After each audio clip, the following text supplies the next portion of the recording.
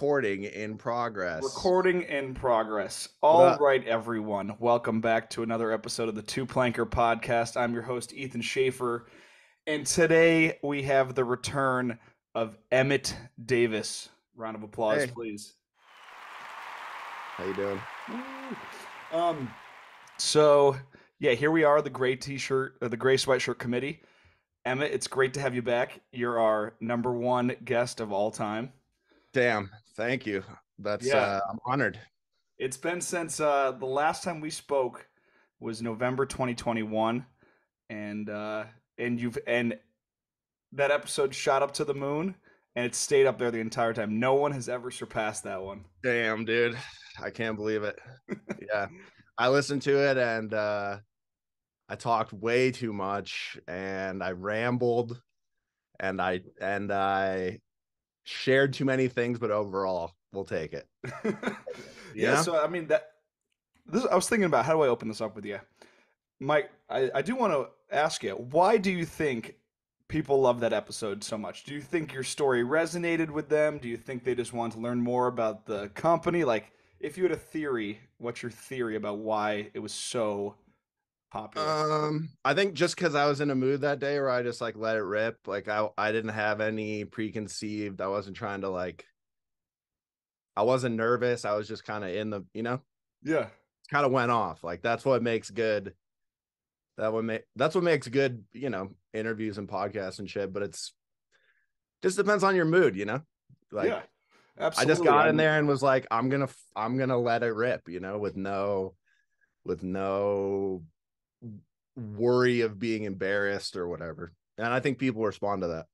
I think they do too. It definitely comes across. I could tell immediately when a guest is like, when it's gonna be Yeah. like pulling teeth, or when it's gonna be like, okay, this is gonna be a walk in the park. Yeah, yeah. How you doing? I've seen your show you've been getting some good guests. It's been going up. Last year we were working our asses off to put it out pretty much Yeah. every week for a while. And then my real job started to pick up and I fell behind. And now it's a new year. You get to restart at the beginning of the new year. So we'll see. We'll Yeah. see how long we can pump them out weekly for. I mean, yeah, it's every episode is it's people like it. You're the guy. It's dope. It's good to see.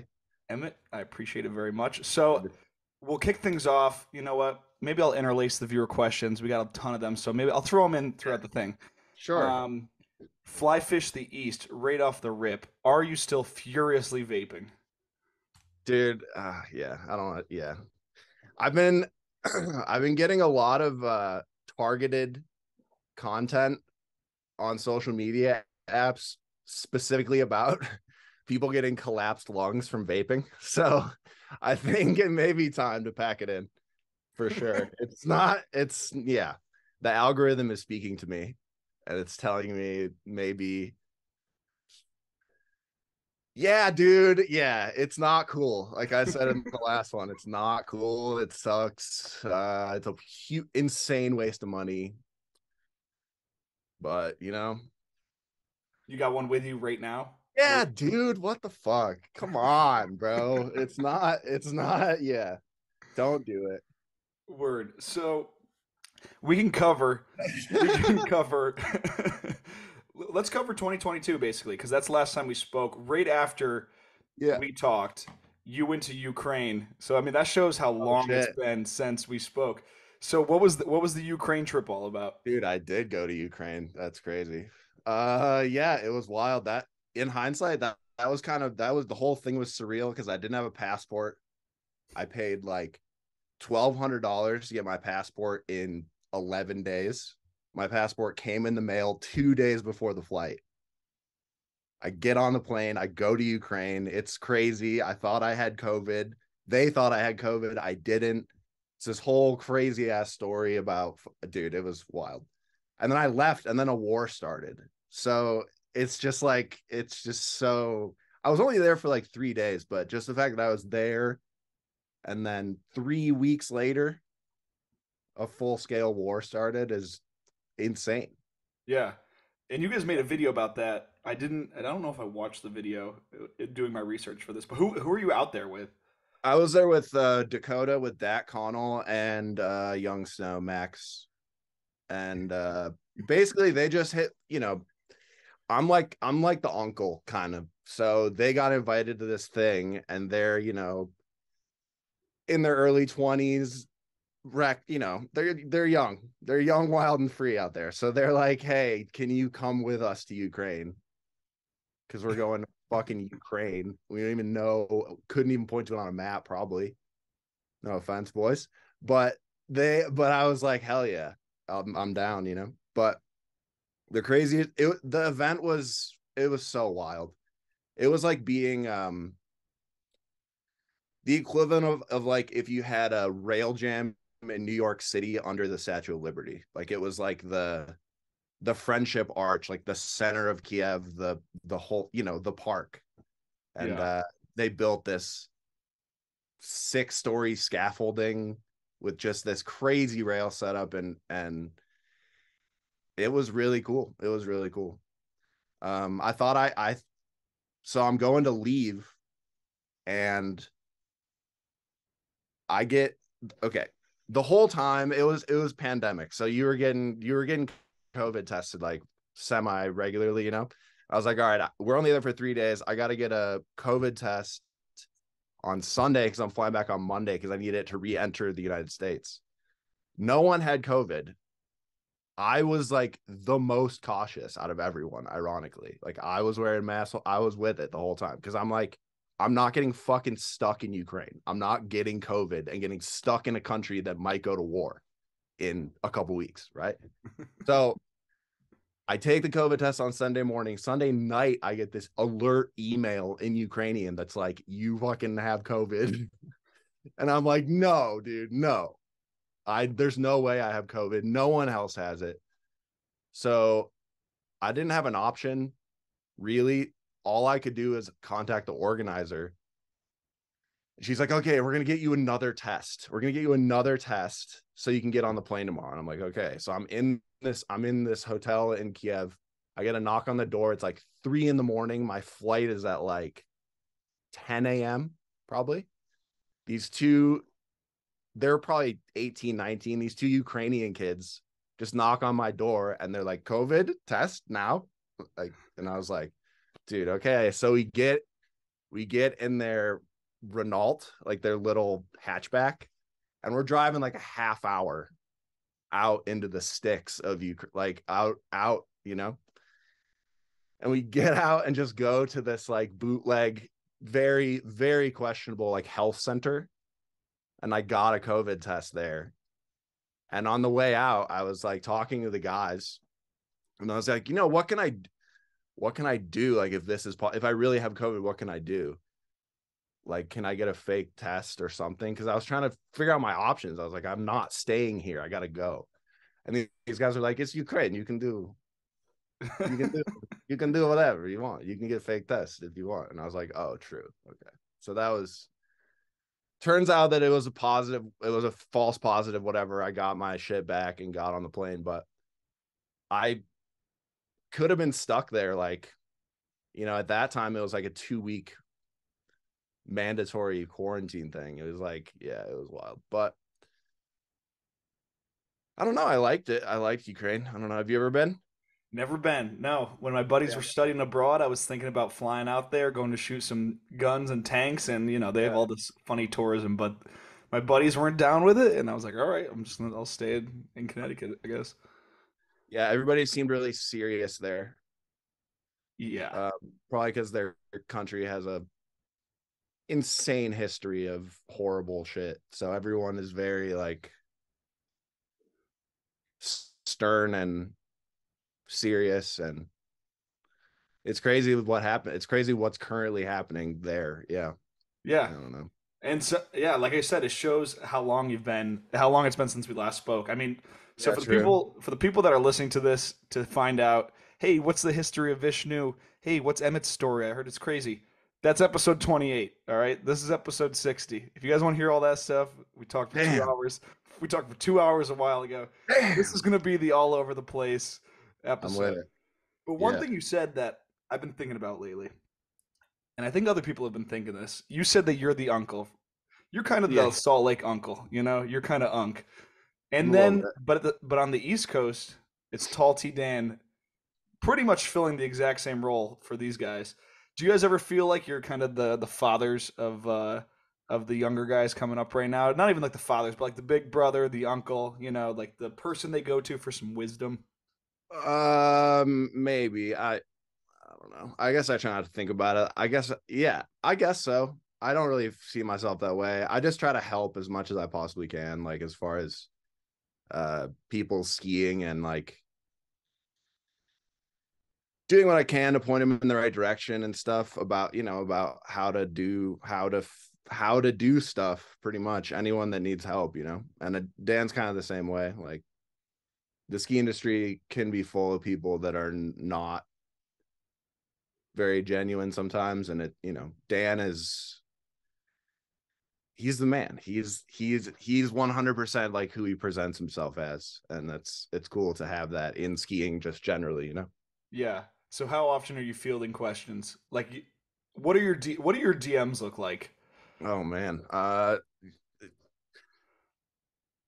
Fine. A lot of kids, I don't know. I kind of have always kept it like separate. Like people who know my name know my Instagram, but like I don't like advertise that I'm the Vishnu guy. So, Yeah. you know, it's manageable. I certainly have to take a couple minutes out of my day every day to answer messages for sure. For Yeah. sure. And is it like, hey, I need this advice. Hey, sponsor me. Hey, do Mostly this, that, and that. the other thing. Mostly that. Sponsor me. Yeah. I answer a lot of messages at red lights. For sure. Because that's kind of where that's kind of, if I'm driving, I'm thinking.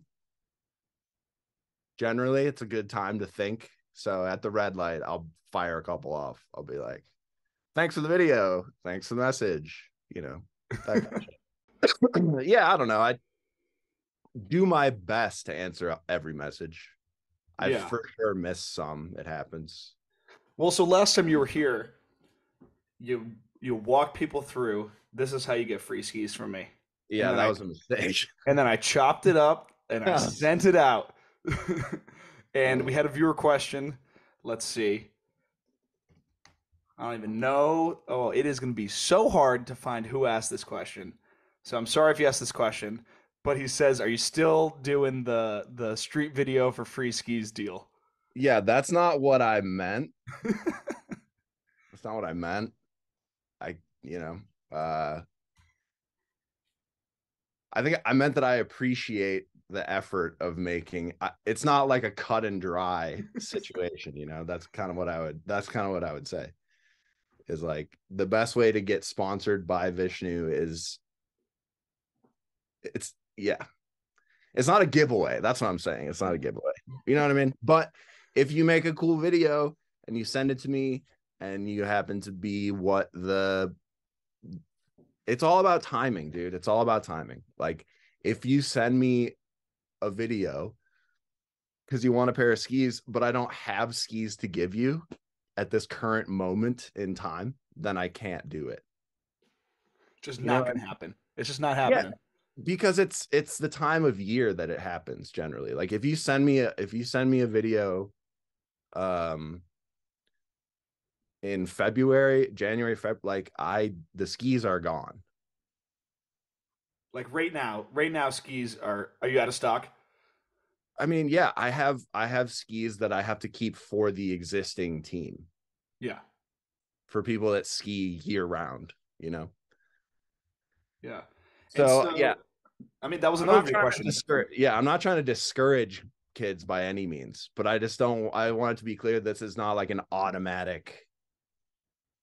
It's there's more than just the video. I just wanted to use that as like a good starting place. Like it's a Yeah. good start to make a video with your friends, send it along. I'll check it out, but it's of course not an automatic here you go type thing. I never meant to communicate that. So I'm sorry if that's how it was taken. But I still want you to send me videos. I still want to watch you ski for sure.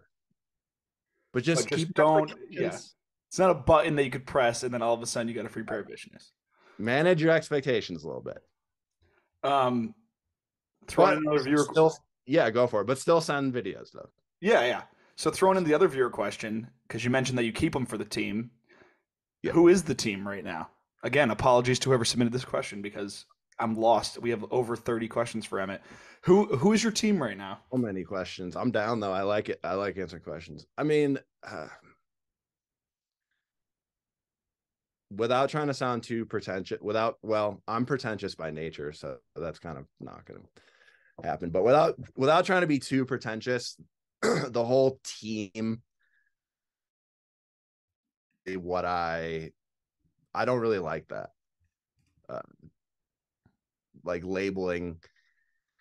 There's certain people. There's tiers. There's tiers. There's people that get a pair of skis. There's people that get a couple. There's people that get this many pairs of skis and then this many funds. There's people that get, there's levels to the shit. But I mean, me, I'm the team. That's me.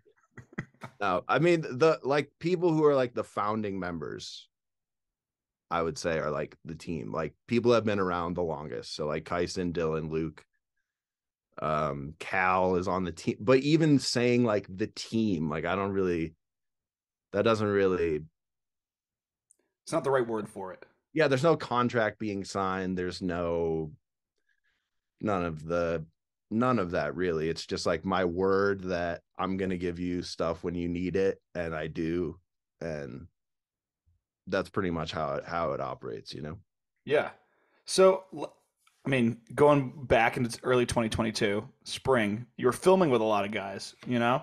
Mm-hmm. So, and the whole reason that we started talking about this episode in the first place is because of a Vishnu video dropping soon. Yeah, So, shameless self promotion for sure. absolutely, he's doing the whole media tour. Oh man. So, yeah, like, who are you filming with? What's your role in the filming? Are you getting clips? Like, let's hear about what your filming expeditions are like going out to Minnesota or wherever the hell you guys end up. Yeah, I'm the equipment manager and also the personnel manager, I would say. So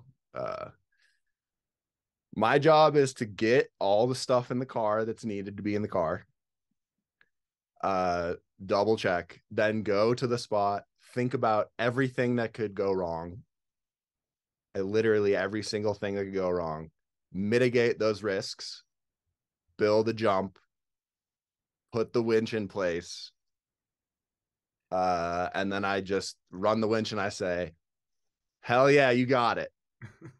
And that's but I was filming with two different groups. I was filming with our the group that I just said, Kyson, Luke, and Dylan. Been filming a video for a couple seasons now, and then I have like a sort of a free agent vibe where I'll just like go with. So I went with Egan and Cal and Benny to Cleveland and then Pittsburgh, like after that, and help film for child labor, like all-time quarterback type situation. Like however I can help at the spot, whatever I can do, I do that because I've just been doing this very silly activity for so many years that I just know what to do a lot of it.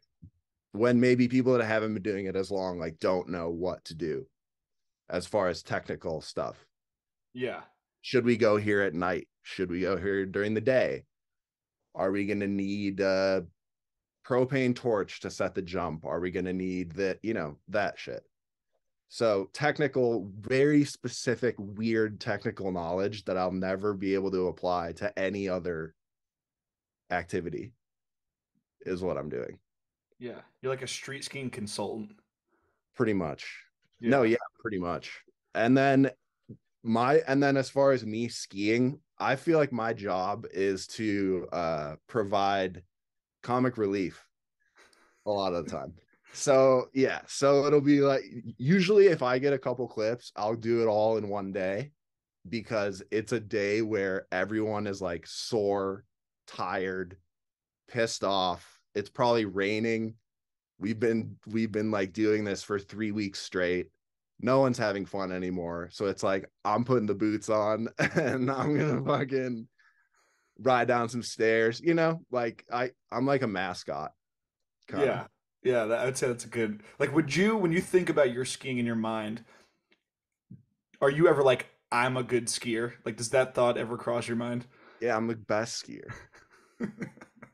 What do you mean? No, yeah. I Like, have go ahead. okay, I have a realistic understanding of my skiing skill set. It's limited, right? But if I'm in the right it's just the way I think. If I'm in the right place to hit a spot of some sort, like I can do it. It's just the thing about street skiing is fundamentals. Like I have not regular skiing fundamentals, but like rail skiing fundamentals. Like I can slide a rail right foot forward, any rail. I could slide it left foot forward ish. I can do a front two, I can do a nugget, I can do these basic things, and then I just know how to apply them in an interesting way, and a lot of times in a way that like doesn't count, but that's kind of like for the fun of it. That's kind of like the fun of it. I've done both my knees. Like I got to pay for my own health insurance. I gotta keep it chill. But I can still do things where people watch it and are like, that doesn't count. And that makes me laugh. But Yeah. then I'll throw in like I'll hit a kink rail. I'll hit a real rail, just to let you know. Just to let Yeah. you know. Yeah. It's just like you throw that little one in there, like, oh, if he wanted to, he could, but it's just like he chooses I'm not to. old. I'm old, dude. What do you want from me, bro? I'm fucking about to be 32. I can't. Yeah. Hey, and special treat for our video viewers. Emmett just busted out my favorite drink of all time, the plain LaCroix. Oh, Yes. it's blending in There we the go. background. There There you we go. go. Yes. This is where the meme ends. This is like the full circle. Yeah. You get into LaCroix, you drink all the different flavors, but you end up at pure. Yeah. It's the one.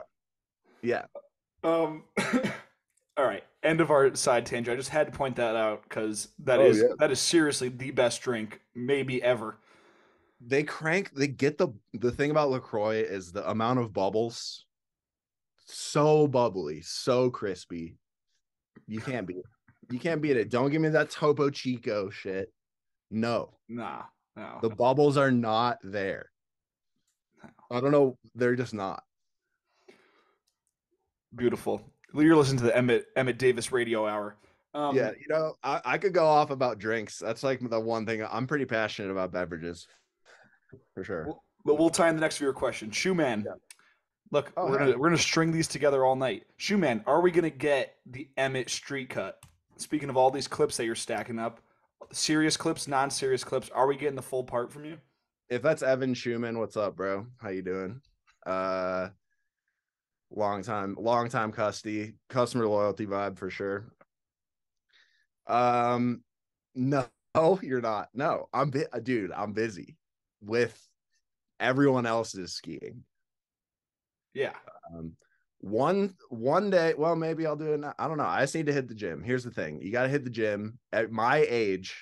If you want to be a street skier guy, you have to be exercising as much as you are hitting spots. So you need to be like in shape to be doing these dangerous activities. yeah, So, and I'm just not quite there. Like, I'm not jacked and tan. I need to be. yeah. If I It, was it jacked and tan, yeah. it just goes back to it. Like, if Emmett wanted to, he would bust out the craziest street part, but he's busy with all this other shit. Nah, I don't have it like that. I don't have it like that. I really don't. But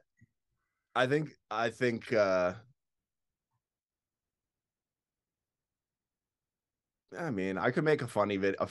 That's the thing. It's funny. It's entertaining. I'm here to entertain. You know what I mean? I can Absolutely. make a, I can make a funny video in like a week if I was on a trip. But the thing is that I'm on these trips. I'm surrounded by people whose skiing is so much more important than mine. As far as the time we're putting towards it, as far as the, you know what I mean? And Yeah. it's not that they, if I wanted to go hit a spot and I was with like Cal and all these, they would be like, yeah, go for it. We'll film it. They would love, it's not like they don't want it. It's that like I'm there to optimize their experience. It's not about my skiing. Yeah. You, No, I completely feel you. I think I yeah, don't know if it was you're the one who brought it up or somebody brought it up, but the Dickie Stiza 10-year street edit yeah, that I confronted him about when we did our Ninth Ward right. episode. I Yeah. feel like it's the same vibe, dude. Like some shit like that drops, and the people just have to watch it. Yeah. I mean, Dickie is still, he still skis like always, which is cool. Hmm. Like he's still, I very much don't try. He is still sick as fuck. But That's tight. Um, all right, switching gears. Later in 2022, you posted you and Dan teamed up for the Arsenic collab. Is it oh the yeah. first time? Is it the first time you guys ever teamed up on a piece? Yeah, yeah. So First time. what was the birth of that? Um, I don't know. I think I just asked him if he wanted to do something. And we for a while there we were like sending each other album covers back and forth. Because I get a lot of inspiration from album covers. I don't know why, and he does too. And I don't know. I was just trying to do something edgy, so I sent him. If you've ever listened to Rage Against the Machine, the Evil Empire uh cover, you can look it up. But it's like Yep. like a superhero looking guy, Yeah. but he looks kind of evil. And there's like a star, and it's pretty cool. And I was like, we should just rip this directly. And he was like, nah, that's too easy. Let me check it out. So he found the same. Yeah, this one. So I was like, I don't know. This just says it says empire, Yeah, with the lowercase e on the chest. Yeah, good place to start just for design, I guess. And he said, nah, that's not quite there. And then he found the same that artist did is a comic book artist. He found the original that was copied from, and then found copies of those comics online, and then found that image of the two superheroes shaking hands.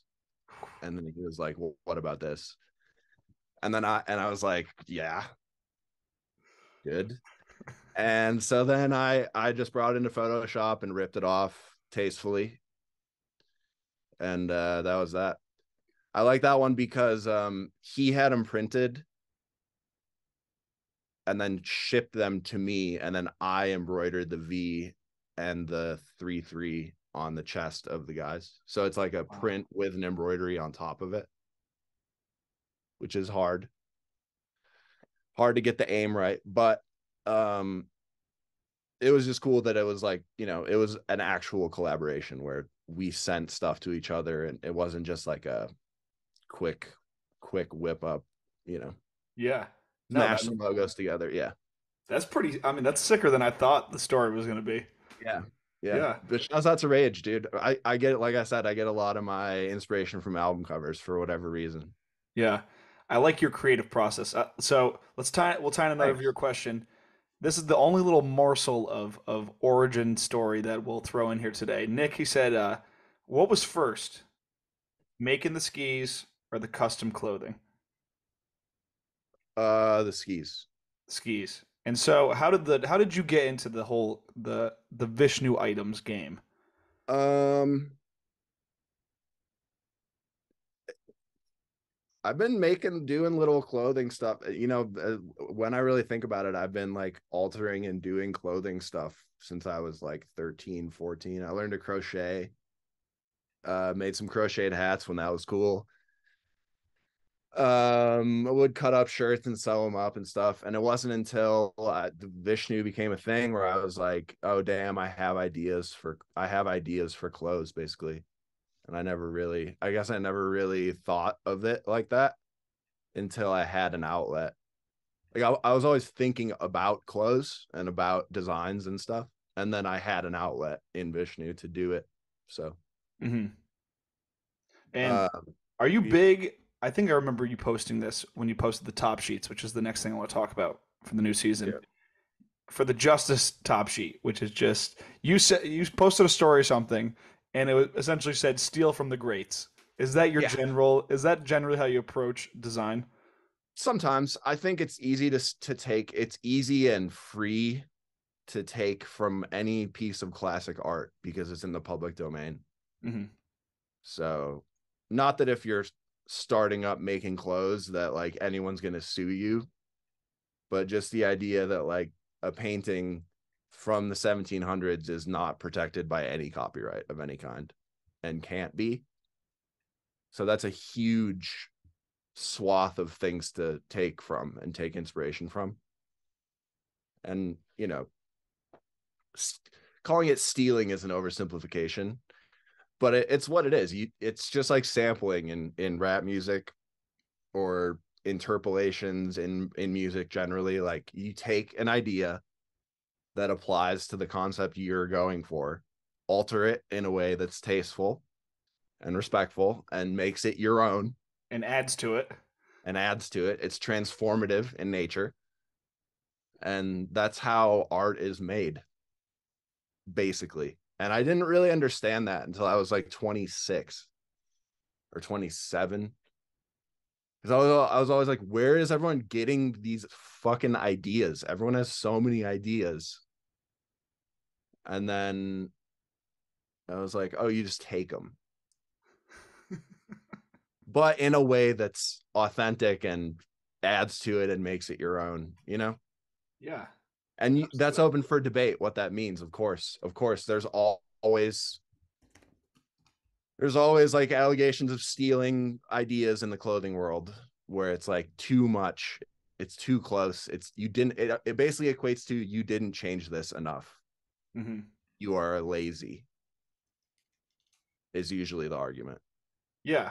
Well, I think that goes for any creative endeavor, right? Like somebody hits the same street spot that was in a different video. Right. If you're not doing something different, like if you're doing literally the exact same trick, then it's That's like, a problem. yeah, it's like, did you even do anything? Well, dude, yeah, I guess depending on the era, you're the era you're from in skiing. I don't think it's. I think there's less like rules in skiing now than ever before, as far as like the guidelines of street skiing that I have always abided by and found valuable are maybe not as valuable to younger people now, which is interesting to me. Um, Building rails on the wrong side, that kind of thing. But when you got to let the youth be the youth, I guess. I don't want to be like an old man yells at cloud kind of guy. Like, You can do it if you want to. What's the rule breaking that you see right now that some of it you can overlook, but is there any rules being broken right now that actually bother you? rules, guidelines, not rules. There's no rules, Yeah, of but course. Yeah, you're not gonna get a fine for breaking an unspoken rule. I would love it. I would love it if when you young whippersnappers hit a street rail, I would really love it if you built the jump on the inside of the rail over the stairs. I would really do it for me. Do it for me. Come on, please. If you don't want to, don't. I don't, whatever, live your life. But I just think it looks a lot better. It's more difficult to do that, which is the point, in my opinion. In my in my opinion, that is not gatekeeping, bullying in any way. In my opinion, I would like it if you built the jumps on the inside of the rails. Please. Beautiful. And if that means hitting it lip or hitting it unnatural, that's what you do.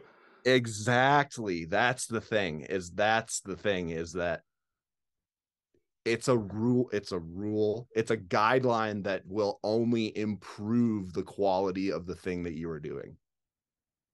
So that's why I think it's important. That's interesting. So What? like Yeah, learn to go ahead. slide at lefty. If there's a cool rail, or do a lip slide. Like that's, with that being said, do whatever you want. I'm never gonna comment. I'm never gonna be in the comments like jumps on the wrong side doesn't count. You know what I mean? I'm not gonna do that. I'm not gonna do that. But just for me, your uncle, go ahead and build those jumps on the inside. Yeah. Okay. Yep. Word. Um, I love that. I love that. What do you think about what about just no lip at all? Like straight up natty speed and then you just jump higher. Just simply jump higher from the inside. That's like really, really hard. Yeah. That's really hard. Uh there's only a couple skiers that I can think of that made it a point to like show that. Frank Raymond is the only one that I can think of. Mhm. But if you know Maud Raymond, the Armada skier, it's her older brother. It's from when I was like 14 years old, probably. But every rail he hits, he doesn't build a jump like at all. And Yeah. to the casual observer, it's just like this dude's just like sliding down rails. This is not impressive. He's just like sliding down rails. But if you have tried to do that, it's crazy. Yeah. He's jumping like 3 feet in the air from flat. Yeah, But those are the types of videos that get like barely any views because you have to be trained to understand. It's like an obscure piece of art where you're yeah, like, no, no, no, this is impressive because of this. And then a normal exactly. person watches it and goes, how is that any different from this other video? Yeah, exactly. There's like rules. Some sometimes something that me and Dylan Manley, my dear friend Dylan, who I told to be here for this, and he went skiing instead. So that Oh, shows you his no, it was last second, but something that I argue with him a lot is he wants to make sure the jump is small. And I'm kind of like, dude, it doesn't have to be this tiny. Like, you can build a bit bigger of a jump if it makes things easier for the sake of the clip. So, like, if you're doing something, for example, let's say you're doing something that's like in a row, in a line, like you're hitting a closeout, you're dropping down to a rail, right? You want to make it as easy on yourself as possible to get on that closeout safely while being tasteful in the, and it's kind of just a thing where you just got to call it when you see it. I guess you look at the jump and you say, this is too much jump. We look, the whole point is that to show that you have the skills, I guess. yeah. But yeah, I'm contradicting myself left and right here because they're not rules. They're guidelines. Right. And it's the same thing with any other guideline, any other unspoken rule. When you're Yeah, good enough, when you're mastering your craft, you abide by the rules, and then when you're a master, you break them. You break them in a tasteful manner. tasteful. Yeah, the key is tasteful, I guess. Yeah. It just reminds me of golf sometimes with like etiquette, where it's like things that if you don't abide, it's like whatever, Yeah. fine. But other people that do abide are going to be like, what are you doing? Yeah. Like don't walk in my putt line, Emmett. Right. It's not, is it the end of the world? No. But it's just something that, like, but you could argue that that's like a gatekeeper kind of like keeping people out of it type thing. But I don't feel that way. I just want you to make the coolest thing that you possibly can. Yeah. Cool to me, though, not necessarily to you. I'm the old head. You get to pick. You young people get to pick what's cool. It's your turn. I had my turn. I'm not going to like interfere with you picking what's cool. I'm just saying from my old head point of view, then maybe I got a couple suggestions, you know? Yeah. And the tough part about Emmett is he's not gonna comment on your Instagram and say this is whack. He'll just see it, think it to himself, and then you won't know how he feels about your clip. Yeah, but who cares, dude? Who cares what I think? Dude, fuck. Who cares? Um, That's where kind of I fall on it these days. Like I still love street skiing. I'm still passionate about it. I still look at stuff. I still look at every video, but ultimately, I don't know. It's whatever, you yeah. know. Do Well, your thing. I got two of your questions. We can take this either way. Sure. Let's do this one. Matt, what are your opinions on social media posting for skiers? Clearly, you like to consume it, but what do you think about it? This is something that's talked to death, so please skip over it if you'd like to. But you're the old head. We got to find out what you think about this Right. new development. Right. I think that if your Instagram posting comes off as organic as in like you're doing it, you're posting on your social media when you want to, how you want to, and you're not doing it out of like an obligation. Um hmm. There's certain people in the ski world, a lot more than you'd think, I guess, who are financially obligated to post things. Mm, So you sign a contract with a company and they say we need 3 posts per month from you in exchange for whatever goods, money.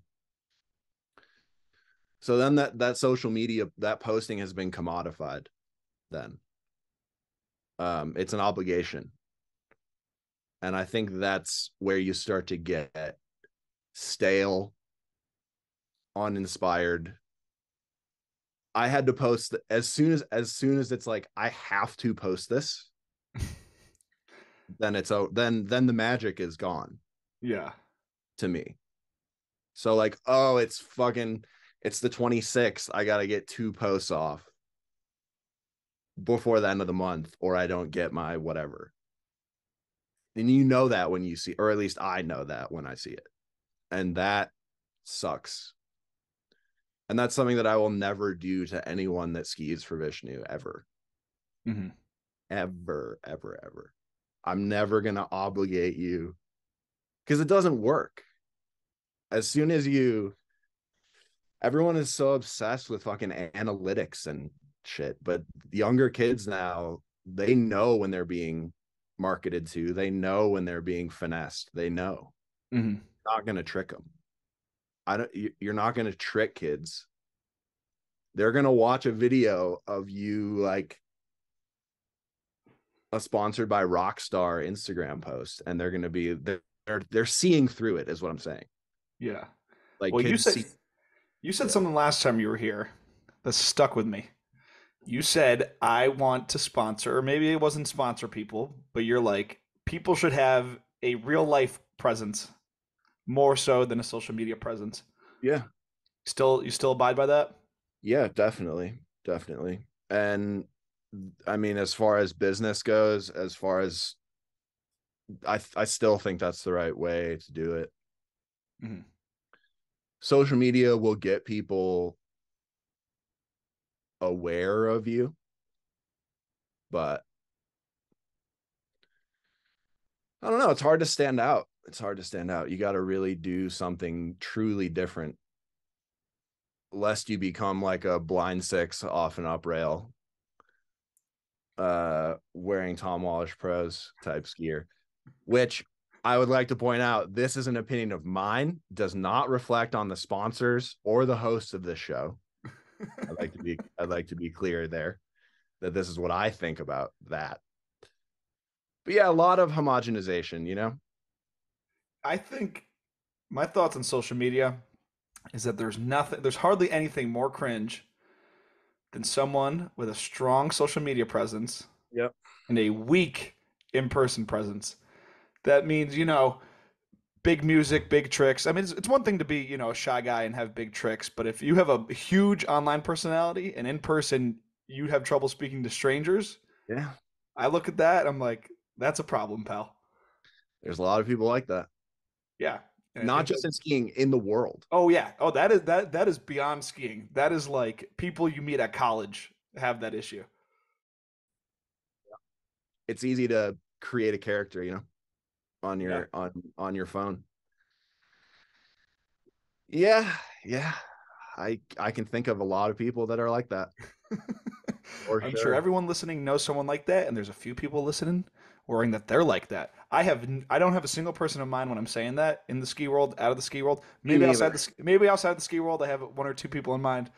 But regardless, Me neither. I would never be negative. I'm walking with the Lord. I'm in the yeah, throne room and I'm walking. I'm peace and positivity. I got to pee so bad. 1 second. go for it. Please hold. Into the throne.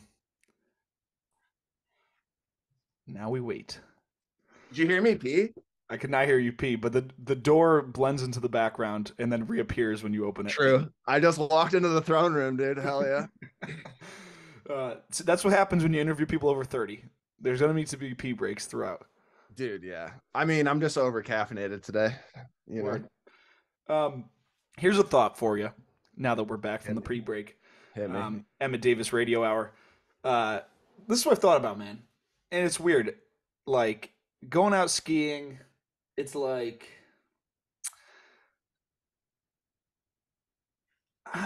I'm trying to figure out the way to put it into words. Like it's just stuntman shit half the time, you know? Like when you're a little kid growing up, hey, let's get a video camera and do jackass stuff. And then it Yeah. seems like skiing is kind of like an extension of that. Like, do you think that people will be out? Why is it that like you're not doing tricks basically unless it's on camera? Like, do you think that you could really just do it for the love of doing the trick, or does it always have to be on camera? Because if I'm going balls to the wall, I got to have it on video because I'm not doing it if I can't relive it through that video. Man, I mean, I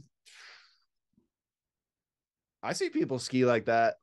Dylan Manley skis like that. Like, Just no, just hey, don't even bother clipping this. I'm just gonna go for it. yes. Yeah, watch this. And then yeah, I think maybe that's something that's been lost with time. Like that definitely. phrase, "Yo, watch me do this," and you Right. just do it for the three people that are there. Yeah. Because now it's so easy to film it. It's like, why not film it? It's fun. It's fun to film, especially I got a new phone. I was on a boot. I ran Vishnu for the first 6 years on an iPhone 7. And I just got a new phone and filming with it is so damn fun. So, Yeah, but again, like it's the obligation thing that you're describing. You yeah, should you should film your skiing because you're on the lift and you're like, damn, my boots feel good today. I wonder what I could get done. You know what I mean? yeah, And not like I have to film, I have to do a cork 5 or a cork 7 blunt because I will lose follower if I don't. I need to, you know what I mean? Like that is like not the way. yeah. And It's like, not and the day will be ruined if I don't get the clip. And if you mess up the shot, right. oh, It needs to be fun. It needs to be purposefully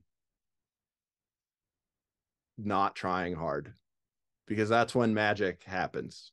yeah. That's when truly cool things happen is when it's like, fuck it. I'll film it, sure. You know? Dude. Yeah, and it's something that's hard to put in words, but Yeah. that feeling needs to be communicated. Yeah. I and I'd like that you brought up Dylan. I love watching Dylan's videos, and I love it even more to know that he's that guy that's just like, yo, watch this shit. Don't film it. Yeah. Whatever. Who Yeah. cares? He'll be like, this happens all the time where he'll be like, could you film me? And I'll be like, I left my phone in the car. I leave my phone in the car like most of the time. And he's like, fuck, I did too. All right, whatever. And then he just does it anyway. That's that's kind of how it goes. Because it's supposed to be fun. It's supposed to be fun, dude. Yeah. Doesn't have to be this pressurized clout scratch, Just chill out, chill out. Easy. So, Or okay. or do you know what's fun? You should just try tricks for yourself, Yeah. That's quite the concept. bro. You don't like you just said that you're if you're going balls to the wall, you need it to be filmed. No, don't film. Do it Yeah. for you. Climb the mountain and tell no one. It's good for you. It really is. It really is. It really is. You got work off one day, go to the mountain on a weekday alone Yeah. and do some shit. And then Eat go shit. home. Yeah, Yeah. eat shit and just sit there in pain alone on the mountain, like wanting I to do it. cry. I did it like yesterday. I do it a lot. Yeah. See if you can do you haven't done a switch tails in like almost 10 years. See if you can do it. No. You can't. Now your back hurts for 3 weeks. That's you know, that's what it is. It's Ugh, fun though. that's great. I wish, I was gonna try to set it up so Dylan could hop in here, but and surprise you, and then I'd play like the Steve Austin like glass Oh shatter, yeah. but I'm not. That would be the perfect setup, but that is not happening. That would be Um, sick, dude. No, I think he's probably skiing at Woodward. Switch on front two. Speaking of Dylan, will we see any Dylan Manley content soon? Guy is a stud. That was Yeah, switch on front two. Dylan's my favorite skier other than me. He has the type of thing where Dylan's got that undeniable. If there's a group of 10 skiers who are all equally skilled, Dylan will stick out in the bunch because he's unique and insane. And we've been filming a street skiing video since 2021-ish. And Dylan's got a part in it that is pretty fucking very good. Very, very good. Um, yeah, been filming. We've gone to Minnesota twice. Filmed a little bit in Utah. It's Dylan doing shit that's like concerning. Especially the first clip and a couple other ones are like, dude, what the fuck was that? It's like throwing a cat out a window. But he lands on his feet, dude. He uses his arms as like whisker, as like Yeah, yeah, yeah. to get back into place. Yeah. Well, when I was doing a little research prior to this, I just went through the Vishnu Instagram Yeah. and just even his Bone Zone follow cam you guys did, Yeah. where he's just going so fast for no reason and so big for no reason. Yeah. It's He's just so fucking fun to hard, watch. dude. He's hard body as fuck, bro. He's just that was the only time we filmed that. That was a single clip. That was the only thing we filmed all that whole day. Yeah. That's just how he is, dude. And it's not until you move to somewhere like Utah or Colorado or certain places on the East Coast, I guess, where you see people like that ski. It's like crazy. Yeah. Speaking of Salt Lake, Zach Pfeiffer, when he was on, his hot take was that he left Salt Lake because there's too many cool guys. What do Yeah. you think about that one? Um, Because I'm going to say something controversial here. I'm going no, to say hit something me with it. controversial here. Lay it on me. Some of them might be using your skis. Hey, listen, I'm edgier. I'm edgier than every other motherfucker wearing Vishnu's here. You know, Yeah. and I think we actually might have talked about this last time. If that's the case, that's unfortunate. But No, I uh think I think we talked about you being a little surprised when you moved out here and you saw how some people behave. You being a Midwest kid. yeah, hmm. I think a lot of it is projection of yourself, of your insecurities onto other people, seeing people as negative when they're not really. Oh, that's interesting. I like that. That's how it's developed for me over the years as I've gotten older and realized like what's really going on. But there are cool guys. There are people that just because they are good at skiing, they think that means something when it doesn't, you know? Yeah. Like people that are like, I happen to be really good at this one activity, and that makes me elevated compared to you. That is definitely an attitude that exists.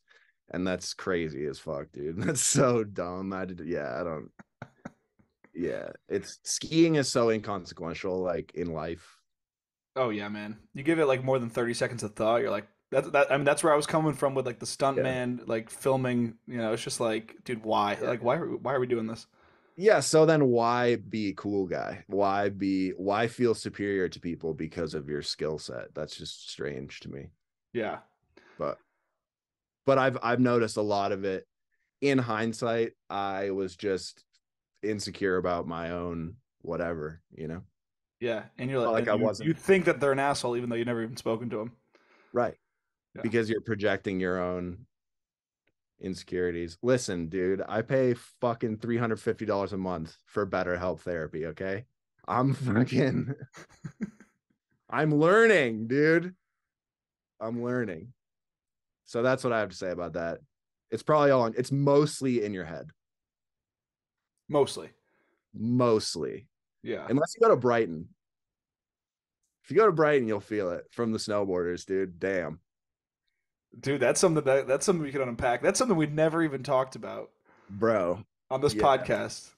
Are the Yeah. snowboarders mean to you at Brighton? Emma, is Dude, that they're something? mean to me, okay? They bully. No, they we're visitors there. It's a snowboard resort. There's no question about it. You're a visitor. Mind your manners, I guess. Ooh, I like that. I like that. I don't know anything at all about snowboarding at all.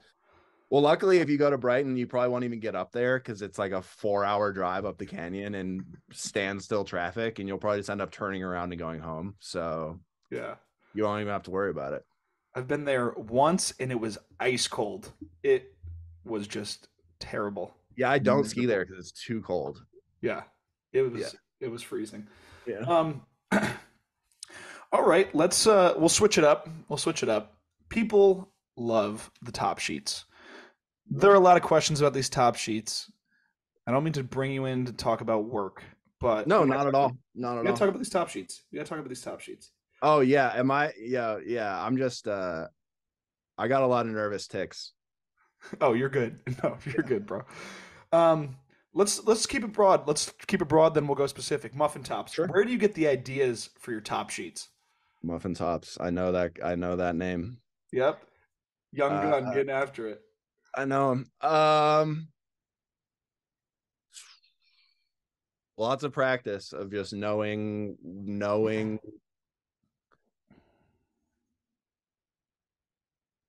what would look what would look good and just being ready to capture an idea. Hmm. Having for me, it's like a mental shelf. For other people, it's like they literally write it down in a book. But just anything that sparks your interests, that makes your sort of your creative feelers go off, bookmark that in your mind or write it down on a piece of paper, and then you'll come back to it later and you'll be like, why did I think that? And then you'll be like, oh, but what if I did this? Oh, but what about that? That's kind of how it works for me. Yeah. My So, favorites in my yeah, phone is really what it is. dude, I do that for a lot of stuff. Most of this Yeah. podcast is built from screenshots and then put it into my favorites album, and then Yeah. Yeah. you get reminded of it enough, then you finally act on it. Right, exactly. So I'd say like making a list really is where ideas come from. Anything that sparks your creative, gets your gets you going a little bit. You're like, ooh, that's cool. Oh, what about that? Mm. Document it because you're in a time and place where you think it's cool, and you might not be in that time and place and remember it or whatever. So Yeah. Do you have any stuff like in the moment where you're like, "Yep, this is it. This is a top sheet," and dude, I then just given 24 hours of clarity, you're like, "This is absolutely not a top sheet." This I don't know yes, what I was thinking. happens all the time. Is there anything that stands out in particular as a bust? Um I'm working on one. Yeah. Well, usually I'm in the right area. I just don't execute properly. Mm-hmm. So like I got one right now that I'm doing where I'm trying to take pictures of marbles, like like old school Yeah. marbles. And I set it up and I took the picture and I was like, these colors are way off. I just do a lot of drafts. A lot of drafts. Like if by the time that I put the top sheet out, I've probably done and redone it like 4 or 5 times. Usually. Other times though, it's just a one take thing. Mm-hmm. So it all depends. Does anything stand out as a one taker? Yeah, the concrete one from last year was just one a picture I took on accident. And then like I Damn. got one this year where just now where I went out to get the mail and there was like just a really aesthetically pleasing puddle and I happened to have like a can of gas in the garage and I just like poured gas in the puddle and it spreads out all like rainbowy. And then I just had the camera and took the picture and that was it. But the only reason that I remembered that is because I had a favorited picture of a gas puddle that I saw in Cleveland.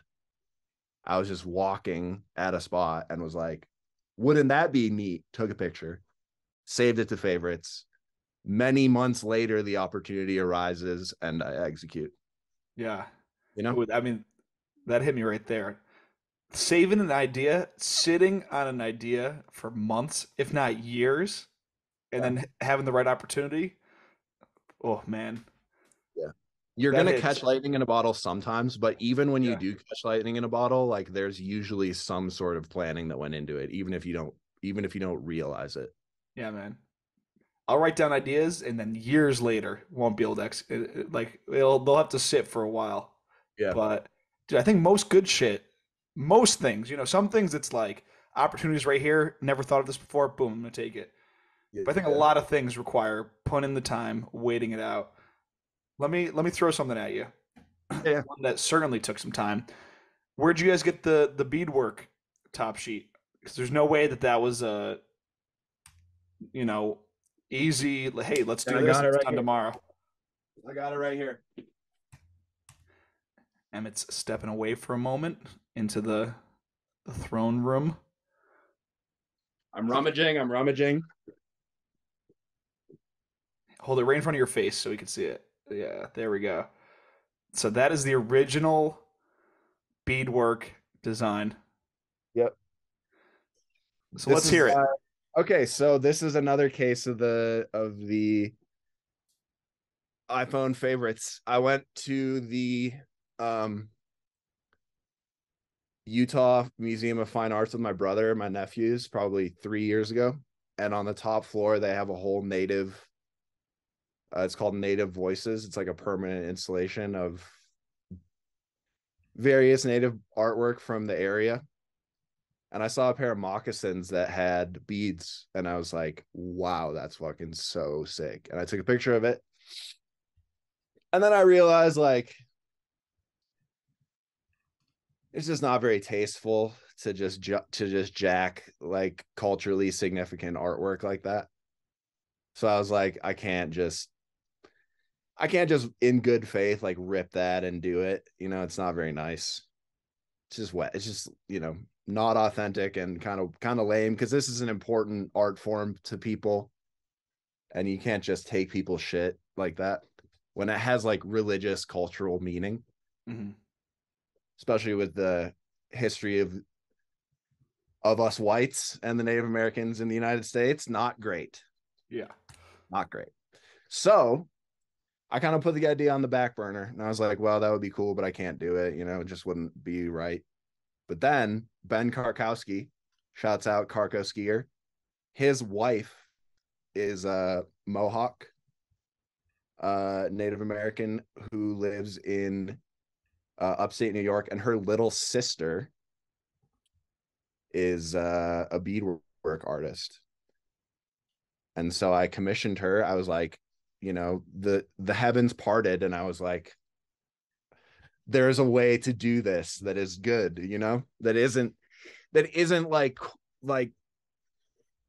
what it is cultural appropriation, but more so it's just like disrespectful to just Mm. like rip something like that if it's not coming from the real place. And that she's young, she's like 19. This is like the craziest thing that she's ever tried to do. She restarted it like 6 different times. It came out, as you can see. I mean, this is my most valuable thing that I own That's incredible. Yeah. as far as, yeah, it's just crazy. It's like a year worth of work, basically. Mhm. But yeah, I paid her fairly and got her a couple pairs of skis, and then I donated some money from the proceeds of the skis to her local like outreach center at the reservation that she's from. Just because I didn't want it, it's corny to just be a white guy that's ripping off ideas from Native Americans and then not fucking giving back and not doing shit. Just being like, I'll take that idea. Thank you very much. That's something that I wanted to avoid. It's just not nice, kind of. It's just disrespectful. And I'm sure some people would argue with that. Some people would be like, I'm a fucking liberal cuck, whatever. But like, I think that if there's one group of people, all all groups of people in the United States need to be respected and valued, but in particular, American white people in America have fucked Native Americans so hard. If there's any group that needs special understanding and compassion, you know, Yeah. read a book. Well, it's also like when you're diving into another culture like that, where you don't know what certain symbols mean, it's like getting a tattoo in a language you don't speak and then being like, I hope that it means what I want it to mean. You know? Yeah. And I understand that it could be perceived as hypocritical, like I am a white dude profiting off of Native American artwork. Hmm. Under a company called Vishnu. Right. But I think the way that I went about it is pretty respectful and brings glory to the original thing. It's this girl who's doing an art form that was taught to her by her grandma, that it's nice and feel good, and Yeah. I'm with it. I like it. I think it I'll in hindsight it'll be the thing that I'm most proud of, like for the company. Like that top sheet just in general is just special, pretty special. Yeah, absolutely. Point of clarification, when I mentioned that a company called Vishnu, that is not at all to say that that Vishnu comes from Native American culture. It was just saying that Oh, true. it's another culture that you're drawing No, from. you were just pointing out my habit of serial appropriation, which Yeah, pretty much. which I'm okay with. Yeah. And I've, which we discussed in episode 28 or whatever yeah, it was. I'm self-aware. I'm not out here acting like I'm fucking more virtuous than thou by any means, but there was a certain way that this beadwork top sheet needed to be gone about. Yeah, I think I did it correctly. I would tend And to in agree with you. a way that helps me sleep at night, Yeah. And basically. it's not and ski companies have done Native American top sheets before. Yeah, And I think you did it in a way that not only looks cool as hell, but is also done right, you know? thanks. I Yeah. mean, yeah. So I like that top sheet. And we got a question from August. Would you ever consider bringing back old top sheets for custom skis like ON3P does? Oh my lord. I'll never do a custom top sheet. I don't think ever, but I do have an old top sheet that I'm gonna redo for this spring. So redone, but not the same. Or are you Yes. talking about literally the same? A different interpretation of the same thing, I would call it. Interesting. So but yeah, as far as like custom top, I'm not really. I don't have the means to do that, and even if I did, it would be too expensive for you, and it's just not. Hmm. It's not worth it. I make 9 different top sheets every year. There's some to pick from. Yeah. if there was, hey, listen, if there's someone with a huge bag and they're saying, I want this specific top sheet from this year and I'll pay whatever it costs, are you open to that? Everybody's got a price, There don't you go. they? If you want something from the first year, it can be done. But then Emmett wouldn't have to work for a year. Give me $50,000. No, I'm just kidding. I don't know. I think I'll leave that to other companies. I'll leave the custom thing to other companies that have the means to do it, and Mhm. that's that's all them for Yeah. sure. I got another one for you, Sloppy Joe. Have you ever thought about doing a best photography for Top Sheets contest? And I'm going to expand that question. Ever anything crowdsourced? Would you ever do a crowdsourced Top Sheet type gig? No, no. No, I only think from your that mind. yeah, I mean, I think that communicates it's cool. I'm not knocking it, but I think that well, I guess I am knocking it. When you it's like when you I think when you have a custom or crowdsourced thing, it can turn out great, right? But I think the greater message from the company is that they're out of ideas sometimes. Hmm. The crowdsource thing is something you do when you don't have something clear that you want to do already. Um, so I have those ideas. So like, but again, it's a cool thing to get involved, to get people involved. I'm not trying to sound like a pretentious dickhead here, even though I am. But I just like I same with the other one. Like other companies do that great. I'm good. You know. Yeah, it's just you're just doing it your way. Not Yeah. everybody has to do it the exact Yeah. same way. Very stubborn. Very reticent to change. But yeah, Look at this. This that's guy, that's BetterHelp. This episode of the Emmett Davis Radio Hour is sponsored by BetterHelp. yeah, for real. You like how I'm being I'm withholding, dude. Not too much, but Not certainly not too much, but you're choosing your words wisely. ooh, I'm being diplomatic. I'm a diplomat. Womp womp. Yeah. Okay, here's a very in the weeds, specific business questions. How do you pick the number of skis per year per style? Are you a big math guy? And that was from Nick. Do I look like a big math guy? No. You could be like an MIT guy walking around with that gray zip up. That's like the only Yeah. thing you wear. You just walk I around got the like that. I got the '04 Bape too. I don't know if you fuck with that, but I got bathing ape that I wanted to get when I was 12, and instead I bought it when I was 30, which is pretty funny. But it's actually from '04 though. Is it long sleeve or short sleeve? Long sleeve. Well, that's kind of fire. It's extremely fire, pardon me. Okay. So wait, what was the question? My bad. How do you pick? Oh, math. Yeah, the Math. math on the number of skis that you make per style per year.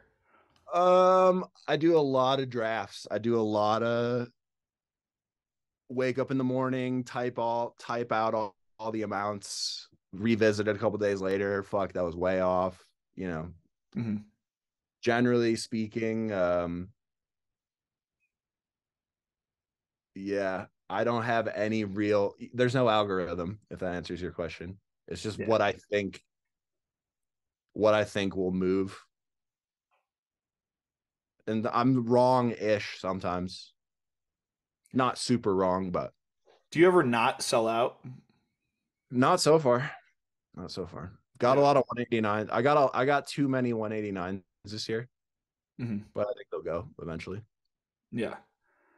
But for now, like all the wets right now, like all the wets are gone. All the keys except a couple 189 and 169, and then all the wides basically. So Beautiful. yeah, I'm guessing is the answer to that question. Yeah. Here's a separate question. The Yeah. plus this year has a little backstory behind it. Yeah. The lucky ones that are on social media too much, they saw that that was supposed to be the Rolex top sheet. Was What happened? dude, I'm dumb. I'm just dumb. I don't know. I just get so excited and I think something's so cool and I just get like hyper fixated and I don't think about the repercussions of anything until it's too late. So I like made the whole watch top sheet. I made it probably like 80%. Wasn't even really done with it yet. And posted it. Then I deleted it because I was like, this isn't done. Mm-hmm. But it was too late. And then it was very polarizing top sheet to say the least. Uh and then and I was like, wait a second, fuck. I don't want to get in trouble. And so then I called a lawyer and he was like, don't do this. Don't do this. And I was like, wait, but it's cool. No, don't do it. And I was like, aw. So the combination of it being polarizing and then also the added risk. It's good to be polarizing, but not too polarizing. Geez, Uh so were you catching some heat for this one? yeah, for sure. Yeah. What does Uh that look like? What does that look like in your world catching heat? Is that your super fan saying, "Hey Emmett, I still absolutely love this one. I just love it less than the other ones," or is it people saying, "This sucks, bad"? that one. This sucks bad. This dude's out of ideas. This dude, what the fuck are you doing? It's like yeah. I've learned not to let it get to me too much over the years. But when you make an idea that you're proud of and then it gets shit on, it sucks for sure. But it's all good. Yeah. Oh, that's It's tough. my job. I signed up for it, I signed up for it. But if it was like a super polarizing graphic and then also I wasn't potentially in the realm of copyright issues, then I probably would have done it. But it was like those things together that were like, all right, fuck it. Yeah. And do you feel like the puffy, like you phoned it in with the puffy, or was the puffy just like, "Hey, like this is my second idea that I wanted to do for this"? No, well, maybe both. I don't know. I like it a lot. Yeah, Uh, I think it looks good, but I kind of wasn't sure on. where that landed in your mind of like creativity. I always got a backup. Hmm. I always got a backup. I always have something that will fit the vibe that I'm going for if the first thing doesn't work, or the second thing doesn't work, or the third. So it's Hmm. just kind of like what was next in the rotation that could be done, Yeah, and I'll take it. like that. Take it. Let's see. Let's see if we got plenty of top I seed really questions. wanted to do the Rolex one though, dude. It sucks. Why don't you just do a Vishnu watch? Vishnu items watch, like a nice watch, It's like possible. two of them, because I want Yeah. one at least. Are you a watch guy? I don't know. I'm looking to buy a good one. I have a Oh, $12 what do you? Casio crapper from Amazon right now. That's easy though. I like that one. Yeah, so I'm looking to get something a little bit nicer. What are we looking for? What are we looking at? What are we talking? Dude, the Rolex Polar, Okay. that one's pretty nice. Explorer 2, white faced, silver band, Okay. You're gonna but start investing. costs a pretty penny. Costs a pretty penny. It's not cheap. But I'm the type of guy, if you buy so I just want to buy like one and then wear it to death. Yeah. Like potentially literally. I just wear it for like fucking 60 years straight. I don't need the whole collection of watches or shoes or whatever.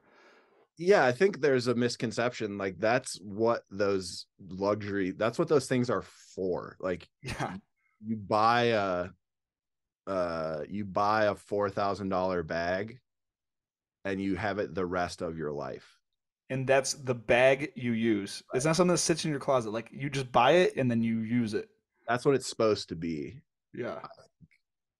Uh, Not a $4,000 bag, but you know what I mean. No. You buy a nice ass pair of shoes, whatever it is. Yeah. See, I like to buy nice stuff and then like ruin it. I think I get a kick out of that. No, it's what you do. Tools, not jewels. You buy it's so much easier with technical equipment. Any outdoor gear, it's like, well, I bought it to use it, you know? But when it's Yeah. not outdoor gear, it's a lot tougher to be like, I'm gonna beat the crap out of this t-shirt. Yeah, I No, bought a no. pair of Prada snow pants and then I ripped them climbing over a barbed wire fence. And I was like, hell yeah, that's kind of sick actually. Just like buy something nice, ruin it. Why not?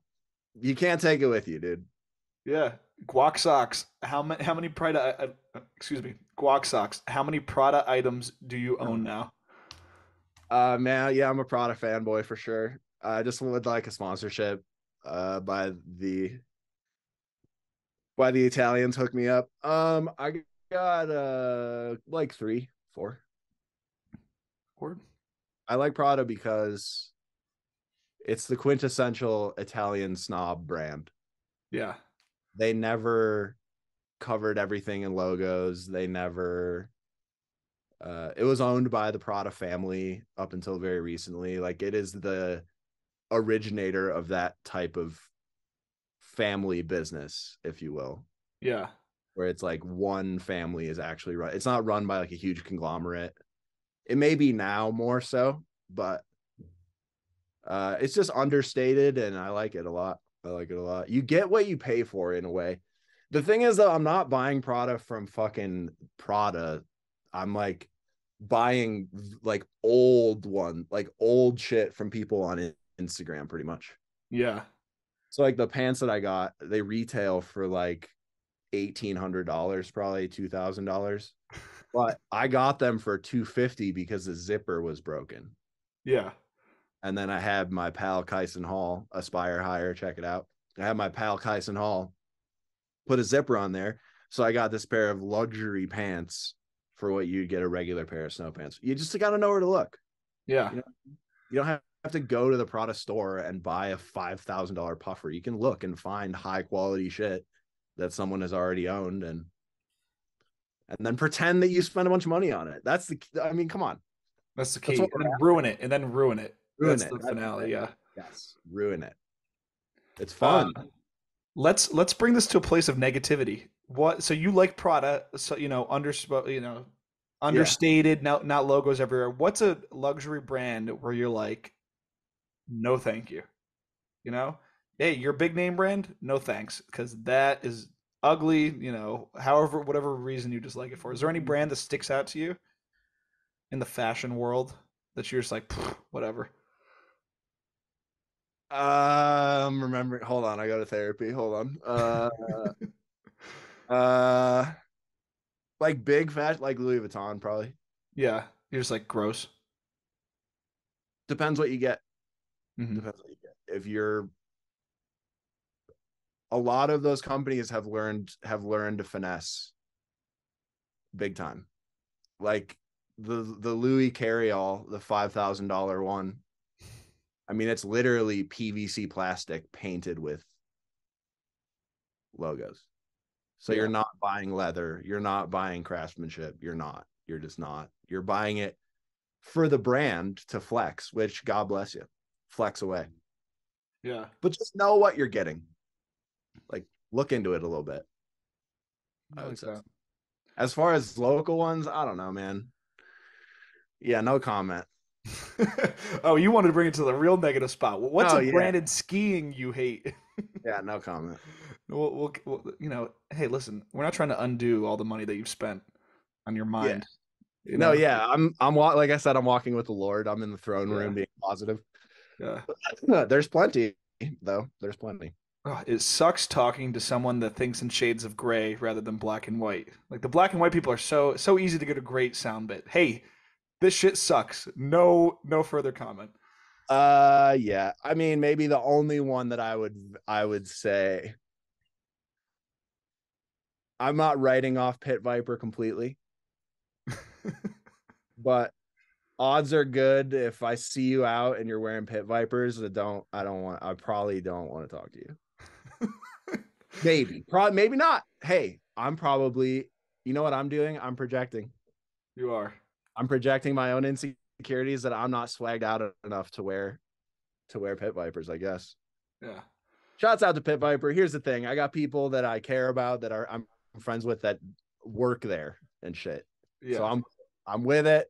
It's all jokes. We're Okay. just joking around. We're just It's we're just all goofing off. I'm goofing off, We're dude. goofing off into our next goofy little segment. Comedy show. Yeah. Let's go to our next goofy segment, sponsored by Capital One. How much money do you make in a year?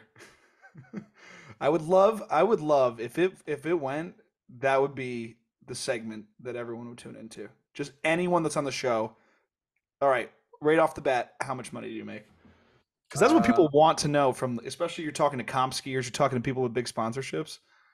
Those are the people like, dude, just say it. Just say how much you make. But then people will go on um, the Powell movement and be like, I don't want to talk about that.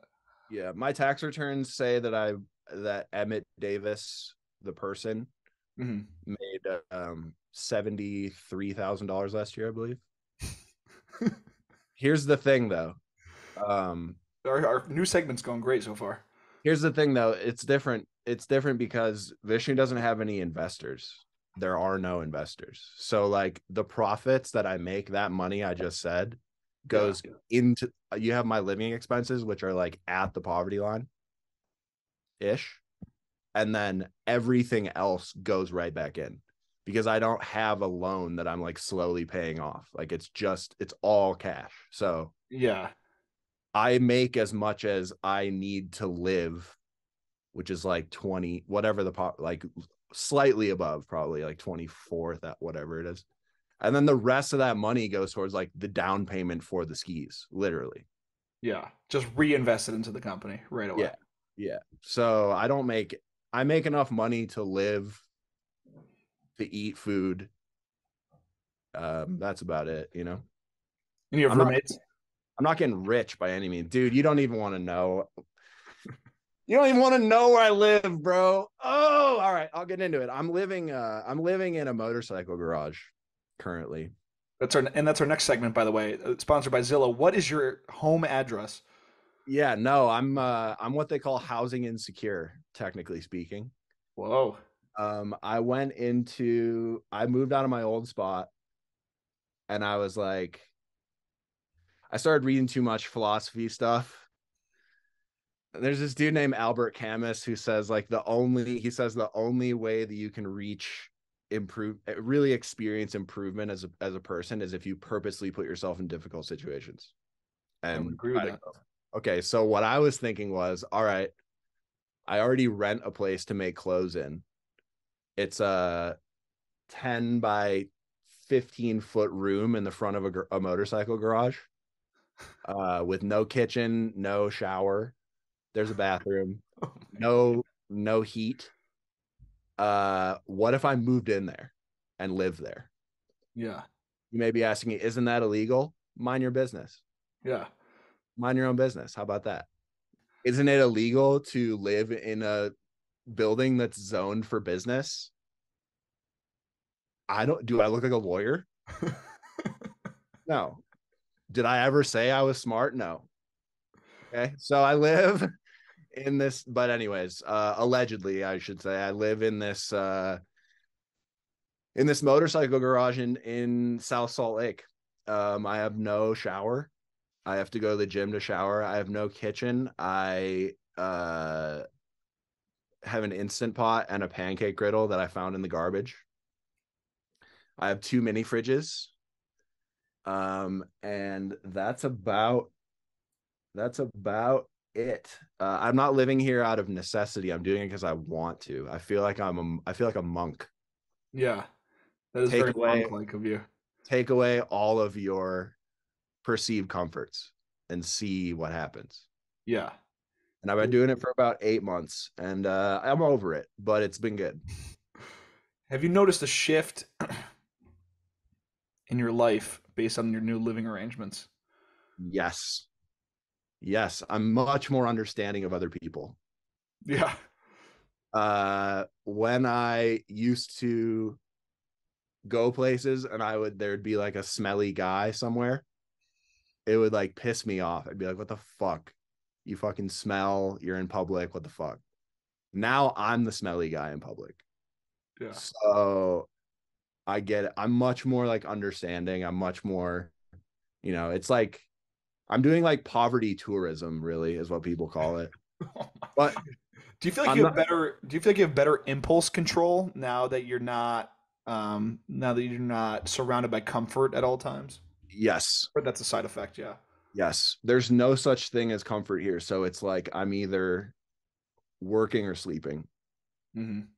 And it's also made it so that I'm forced because I don't want to be in here. Like I go out more. I got into golfing this summer. I try to get out of the house more. So I'm over it. Like I said, I gotta get it. I gotta change it up. I'll still keep this as a place to work, but I need to like get an apartment, like a real place to live. But it was a good experiment though. Like uh I feel like I've developed some grit. Yeah. that I didn't have before. I was getting a little soft, buying too many clothes, too many nice dinners, chilling too much, and I got up and put myself in perceived poverty just to do it, just to see what happens.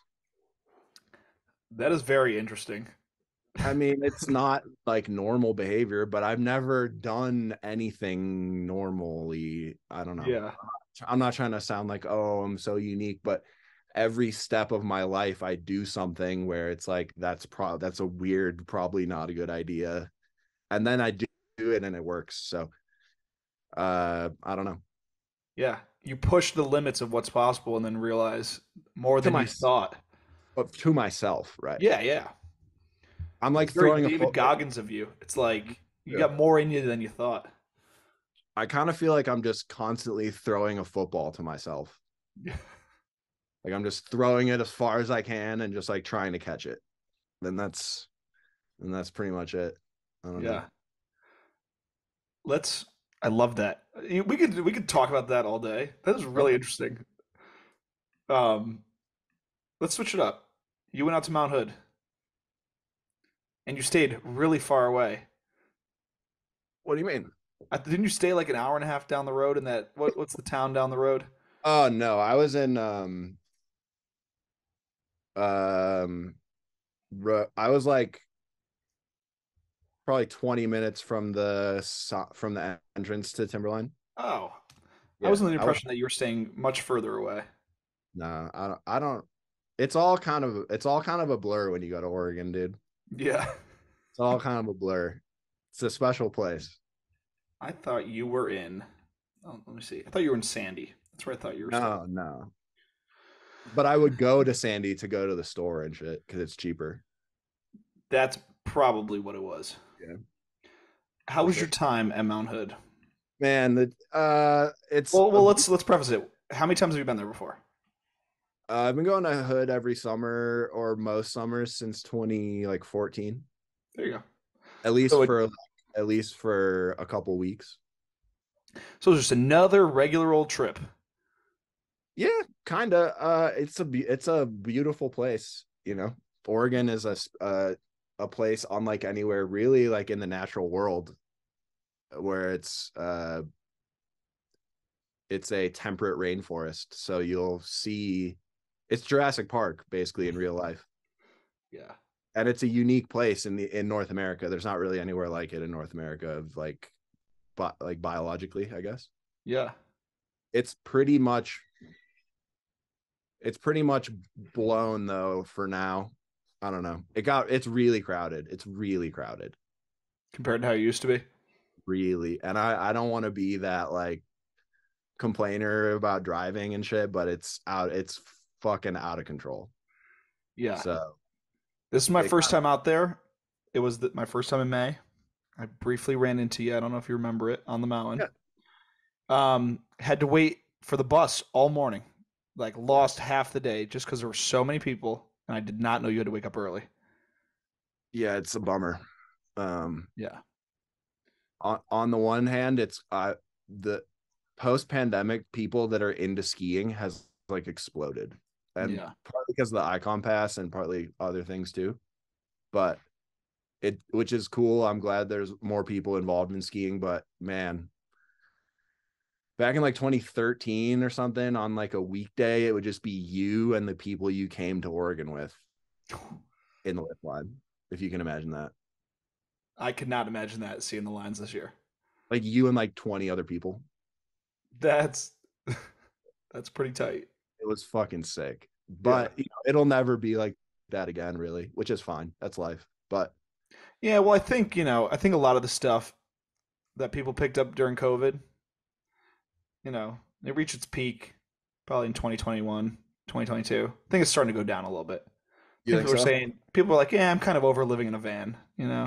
I'm kind of overdoing this. The people Yeah. are kind of falling back into their old ways. I Yeah, I think. mean, it I would be think. good for the lift. It would be good for lift lines if that Yeah. was the case. But it's also like somewhat greed on the part of the corporations that are running these resorts. Mhm. Not Timberline specifically, because I think that's still a family owned place, but somewhere like Vale or something that like oversell their season passes knowingly. Hmm. Like, they know that they're gonna fuck you when it comes time to actually go skiing. Like they're well aware that Yeah. they sold too many passes, they don't have enough parking, they just don't care. Yeah. I would love it if one thing that I enjoyed didn't get ruined by corporate greed, but I don't think that's possible, No. The only way to unfortunately. do it is to find something new before it gets ruined. And then once it gets ruined, you find something else. I think that there's going to be somewhere else to ski in the spring this year, I think. I suspect that that is going to be the case. Is that the same vibe, whatever energy you're trying to capture, where everyone goes somewhere in the spring and it's fun and the conditions are nice and it's warm. I think that is just going to move, which is a bummer because Timberline's beautiful. Timberline is a beautiful location. I would live in Oregon if I could, if I was going to move from Utah, I'd probably live there, or Washington State. It's the nice, I mean, it's just an incredible place. Hmm. But yeah, like you said, it's more just kind of sad than anything else. I loved it. Because I don't have any point of comparison. Oh, I loved it too. Yeah. That's the thing, is like if you get past the lift lines, you get past the parking, you get past the driving, all that. Once you get on the hill, Yeah. it's amazing. It's the best that it could ever be. Yeah.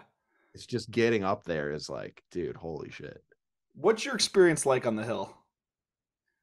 Well, at Mount Hood, I can distinctly remember riding down to the parking lot and thinking that was the best day of skiing I've ever had. I'm gonna remember this forever. That happens all the time. That's beautiful. It's just getting up there that fucking is like Yeah. insane. Are people pulling? I might have asked you this last time. Are people pulling you to decide? Hey, just wanted to let you know, I love Vishnu. Younger Sometimes kids, maybe you ever signing autographs, kissing babies? I would kiss a baby. I'd kiss a baby on the forehead. Nah, I have taken a couple pictures for sure. Yeah. Yeah, it's cool. I appreciate it.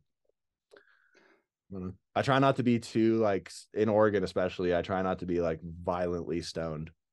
It's like, dude, oh my goodness, you go. That's part of vacationing. Yeah.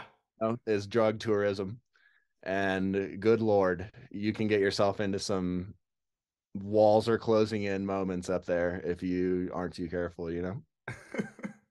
Do you camp still? Are you a camper or are you just 32? You can't be camping up at No, I Mount. sleep in my car, dude. I'm with it. Yeah? Oh yeah, hell yeah, Dude, yeah. maybe I'm getting soft. I love me a nice Govy Airbnb. You go I back, oh, I mean, could lay in a bed, I could shower.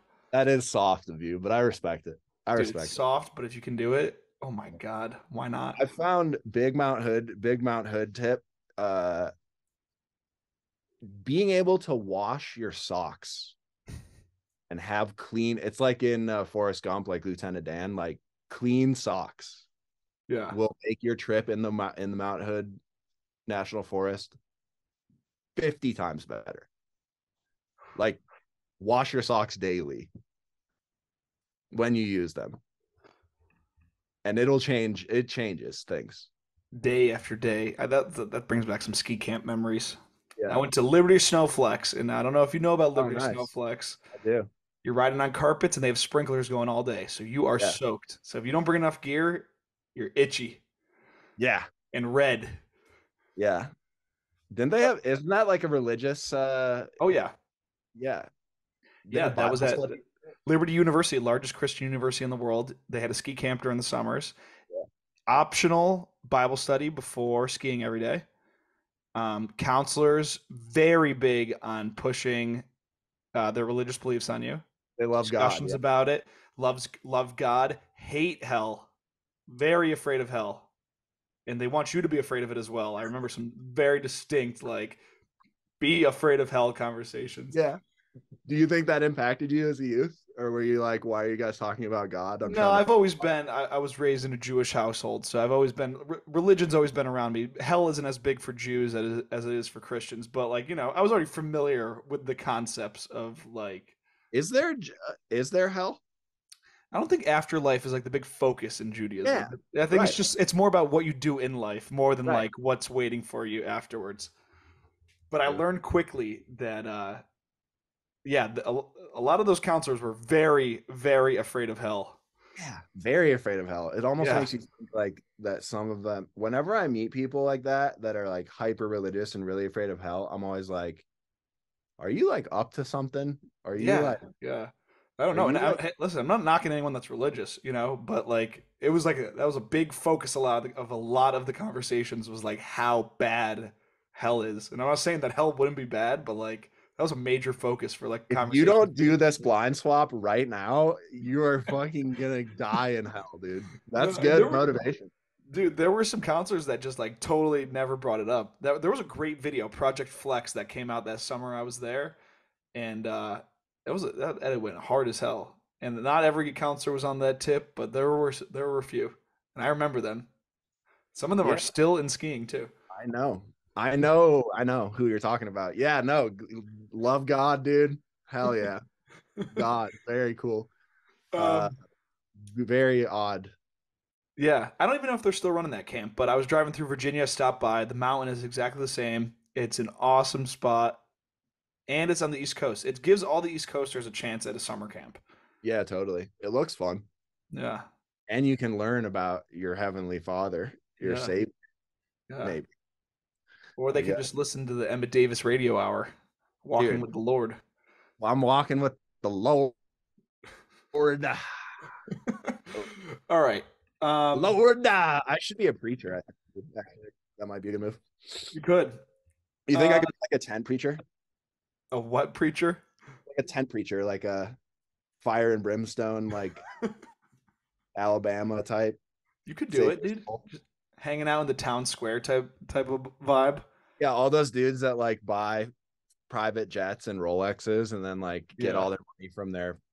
uh get all their money from the congregation and then yeah, it's crazy. Tax-free money. Who doesn't love that? Oh my God, yeah. So I would, I've got a lot of questions about this. Let me know if you want to completely skip over this. You were kit damn, I can't chatted. believe I told you how much money I made. Fuck. All right. I know, isn't that Ah, hilarious? damn it. All right, yeah, go ahead. Sorry. Let me know if you want me to cut it out. Nah, no cuts. That's for pussies. I'm hard. Word. I said it. I said it. Now you have to eat it. You were kit chatted at Mount Hood, and it was big. Thoughts?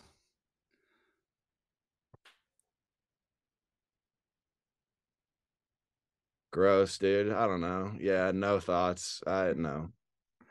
Listen, man, I got about how many questions about it? 10 questions about it. I wanted to give you the option to address it. I missed the infamous live stream, which I actually somebody mentioned to me yesterday at the Level One Rail Jam. Yeah. They're like, "Did you see that?" I was like, "No, I didn't see it." And they're like, "Oh, short conversation." Some people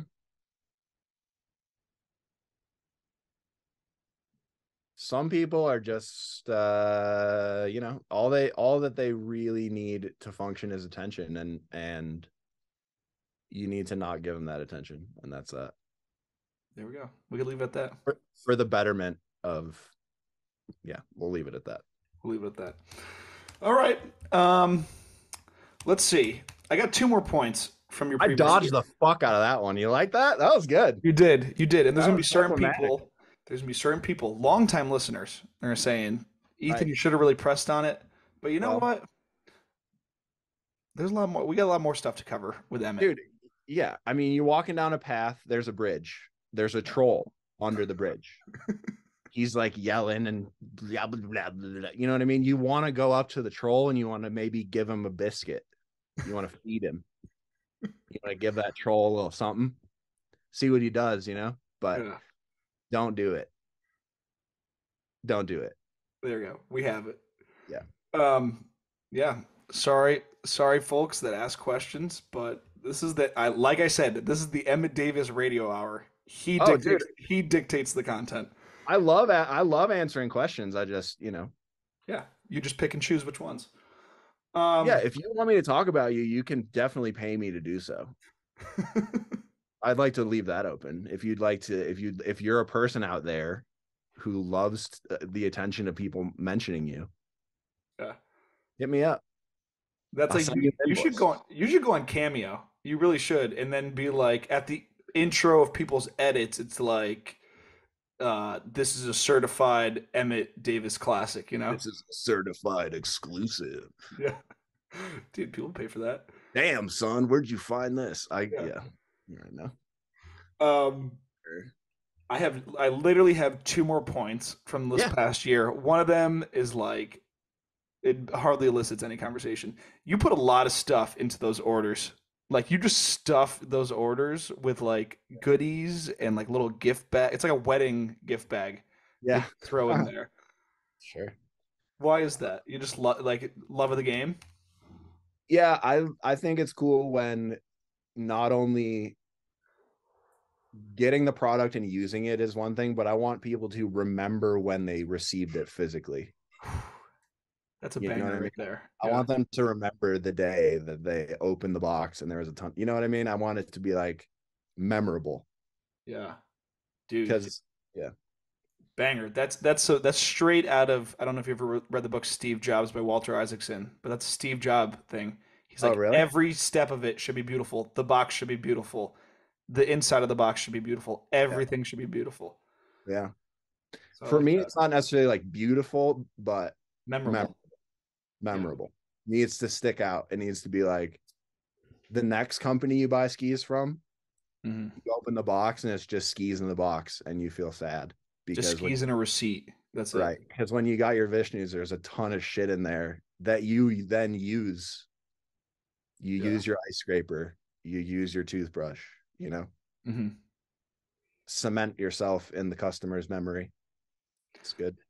I like that. You know, let's stick on this tip for a second. John, how do you build brand image? Very carefully. Another question for you from my brain. Have you Very ever thought about doing like a seminar or something at the U of U, like a entrepreneurship class and saying, "Hey, here's a thing or two you need to know about businesses." I've given a speech to a class before. Really? I did, yeah. Was it more of like a biographical thing or was it No, it was like a marketing class. It was like reaching how to reach customers and what to do. It's hard to sum things up. Mhm. It's so unique to like what you are trying to do specifically, but ultimately what people are we talked about this a little bit last time, but what people are looking for is connection ultimately. Like they want to connect with your brand. They want it to feel like a special thing, a unique thing, not mass produced. Um, too sanitary. So anything that you can do to further that connection is what you need to do, whatever that means, to you, Mhm. whatever that means to your customer. It's specific to the situation, but the more connection, the more the person's able to identify with what you're doing on a personal, emotional level. Mhm. That's what you need to do. And you just know it when you see it. You just know the thing. If it's your brand and you have the vision and you know what to do, you know what to do. You know the truth already. Mhm. So just don't be shy. Don't be worried about being like corny and whatever. Just like connect with the people that are giving you money. They're giving you their money. Mhm. So connect with them. They want you to do that. So do it. Yeah. I like that. Yeah. So is that what you discussed in that class? Yeah, what I talked about in the class was way more like base level shit. Like we were talking Yeah. about the spread of innovation, like the ABC group thing. Mhm. Like that was Yeah. a big one. It's just like establishing early adopters, expanding that kind of shit. Yeah. Like base level marketing shit. But I don't even remember what I said. I fully blacked out. I don't even remember. But I think it went well. I don't know. Yeah. I like that. I mean, building a brand, I think connection is good. I think that's a good point. Yeah. Especially now. Especially Right. now when it feels like most companies don't care about you at Yeah. all. You Separate know, yourself. I don't think that's as much of an issue in skiing as it is like the rest of like the world. It's like they just want like I have to travel a lot for work. So it's a big discussion. It's like, dude, this hotel chain, you give them all your business, and what do they give you when you reach the highest rewards level? Like a fucking granola bar and a water bottle, and that's Not it. shit. Yeah, exactly. Yeah, and you're just like, dude, I don't feel connected to you. I think for Vishnu, it boils down to doing things that other ski companies would not do, Hmm. even if that means it's technically bad for business. Doing things that other companies would not do. Yeah. Well, I think, do you think To if you separate did the myself. same volume as like vocal, that you'd be able to keep up with handwritten notes, toothbrushes, checking I'd fi- DMs all the time? I'd figure out a way. Hmm. I'd figure out a way. Um, there's always a way. There's always a solution. You know, Hmm. to whatever problem you have. You just gotta. I've learned a lot. You just gotta take a step back, look at the bigger picture, and I'm speaking in generalities here. It's difficult to be specific Hmm. because it's specific to other people, to whatever you're trying to do. But Well, that's one of the harshest truths about any sort of bit. It's just in life, it's really, it all boils down to, it kind of depends on the situation, yeah, which sucks. but that situation, if you own a brand, trust yourself, Hmm.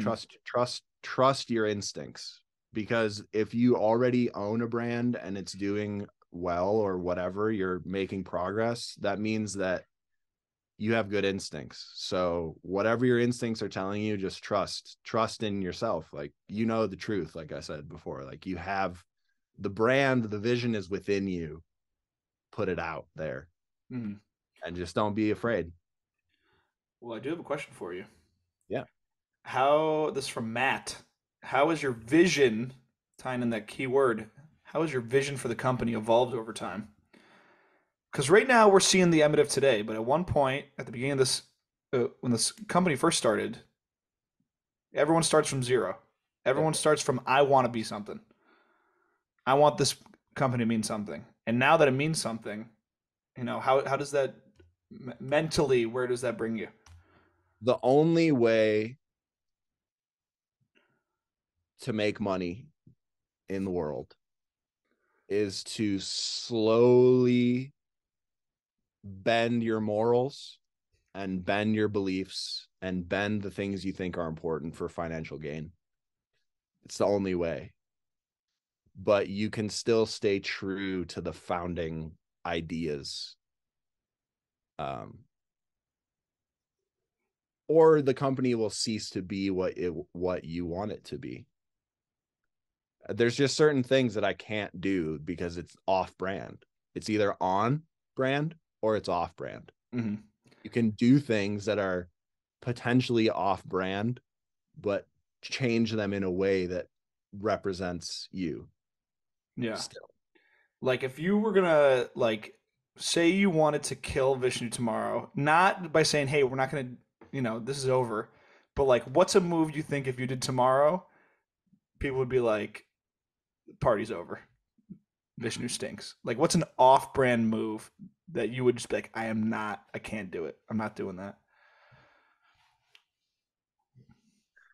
Um, I mean, everything that I would say is something that other companies do currently. You know what I mean? Well, obviously, because you're a different company. Losing the authenticity on social media, I think would be big. Mm. If Vishnu became just like blind six off an up rail vibes, that would Yeah.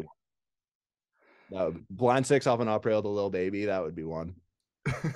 Like just like totally, you know what I'm saying though? No, that's just bad funny. That's so You specific. know it.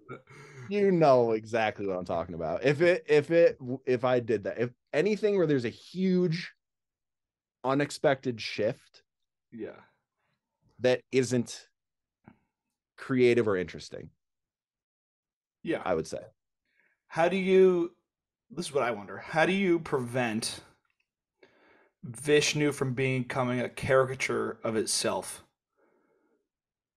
I think Because you have the brand image and right. then, and it's a brand image that's sincerely held, but then there's people that don't necessarily align with that brand image that buy into that brand image through the product. They're saying, "Hey, you know, I'm also part of this." How do you prevent it from cannibalizing itself? You Becoming, gotta yeah. think, long term. You have to embrace trends, but not define yourself by them. Hmm. I think that it's real easy to see a rising trend. And again, everything that I'm telling you right now is something that other ski companies have done or are currently doing. But the key is to remain open and versatile. Um, you'll notice that I never, at the height of the phenomenon, I never referred to Vishnu as like swerve skiing or like new wave skiing, whatever, because that's a current trend that's going to pass. Yeah. So you have to be versatile and open yourself up to things like the key, like the ski I made last season. That's like more of a jump oriented, uh, something you could ride in a competition type ski, but it's still on brand because I'm still rolling it out in the same way I always have. I'm still putting people on who have like a timeless style. I'm not jumping on trends, playing them out, and then in turn playing myself out. Hmm. You have to try to create the trends without trying too hard, without taking yourself too seriously. But every time I see companies fail, and you never know, Vishnu could fail tomorrow. It could happen. Who knows? But not getting too wrapped up in the current hottest thing, Hmm. because it's really tempting to do that. It's really tempting to see, look how people are skiing here now. This is the hottest shit ever. It's never gonna be uncool. Let's put all of our resources into that. That happens all the time. Hmm. And that's just a recipe for failure. Support the people that are doing that trend. Help them to do that thing, but don't define the company with that trend because it's Hmm. going to end, you Yeah. know? I And can think just of, be ready for things to change and change with them, I guess. yeah, that is interesting. There's a lot of different ways to do, there's a lot of different ways to go about the ski company thing. I think a lot of companies are so reliant on Instagram analytics because they don't. This is deep in the podcast, so if you're still listening to this, God bless you. But there's the problem with skiing, and it's only getting worse, is that these companies are controlled by people that don't ski, right? Mhm. So they're not out there at the resort watching people ski, identifying things that are going to be that are going to be cool or new or whatever. They are probably running like 10 other companies, the parent company that is. Based in Europe, most likely, or Right. So wherever. what they end up having to do is, because they don't understand the current state of whatever it is they're involved in, they have to use something else to dictate what is going to get them money, because they're probably have a bank loan, they're probably in debt. Failure is not an option. So that's how business works. What's the sure thing? And nowadays that's Instagram analytics. So you get so wrapped up in those analytics, Hmm. so wrapped up, and it's the only thing you look at. And by making your business choices based on likes, follows, all that shit, you alienate people, because not everyone thinks blind six off an up rail to Lil Baby is cool. It may be cool currently, but you're going to put all of your resources into this one thing. You're building this clout goblin machine, but you're not really connecting. You're not connecting with anyone. Yeah. So the data that you're looking at is not representative of your customer base. Hmm. I think. I think. That's interesting. Well, it also depends on, which sucks. It depends on your audience. Yeah. Like I was listening. This is outside of skiing. I was listening to this interview, somebody that works at Barstool. And he's like, "Yeah, I used to work for another company, but like their focus was they wanted to be the search result when you said, 'What time does the Super Bowl start?'" Like Right. that's what they wanted to do. So there's for sure some ski companies that say that want to be, "I need skis for my family," even though nobody would type that in. But like, oh, best skis for kids. Like some people want to be that result. You run the risk of alienating other people by doing that, though. And I think Mhm. that, like I said before, these are the opinions of me and not the host nor the sponsor. But I just sometimes ski companies build a bubble and then it bursts Mhm. in a bad way. And that's happened time and time again. And I just try to avoid that at all costs, you know? Yeah. What do you think about these new ski companies? Feels like what was the early days like of Vishnu? Like was Vishnu warmly accepted at first, or was Vishnu where people were like, "Pfft, whatever, like look at these Both. goons? Both, because yeah, Both. there's new companies. I think a Gilson, for example, is a company that has a fan base, has a lot of people that clown on them. Misfit Skis is another new company that I don't know anything about Misfit Skis. I just know that they look cool. Yeah. But like, I'm seeing them in their early days. I never saw Vishnu in its early days. Did you have a period of time where you were be like, damn, these guys are kind of assholes. Nobody's giving us a shot. Yeah, you get used to it. Hmm. You just persevere. Is that how you get through that? Yeah. Just don't worry about it. It's not going to work for everyone. Yeah. Uh, Generally, what keeps you relevant is people. Oh man, I believe the saying is. I don't know where it comes from, but uh, I don't want to make buttered noodles. Is Yeah. basically how it comes down. Like buttered noodles are fine. You can eat them. Get them most places. No one's gonna say ew buttered noodles. But by the same token, no one's gonna be like, yeah, buttered noodles. You know, Yeah. I think there's a lot of buttered noodles nowadays, and you gotta be willing to do things that some people don't like Yeah. in order to progress with what you're doing. If I have a top sheet idea, I want 7 people to be like, that is so fucking sick. I want 2 people to be like, it's okay. And I want at least one person to be like, what the fuck is that? That sucks.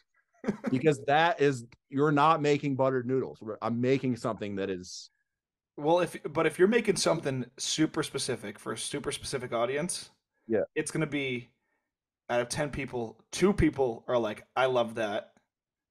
Another two are like, oh, whatever, that's not for me, but it's fine. And then there's gonna be six that are like, what on earth are they thinking? Like, if you're super specific, that's what it's gonna be. It's gonna be more people than not saying, oh my God, waste of time, waste of money, you know?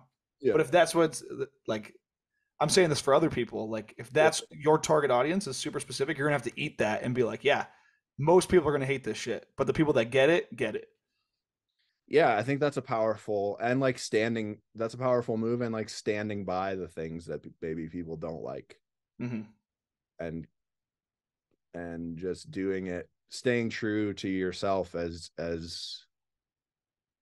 a company. I don't know.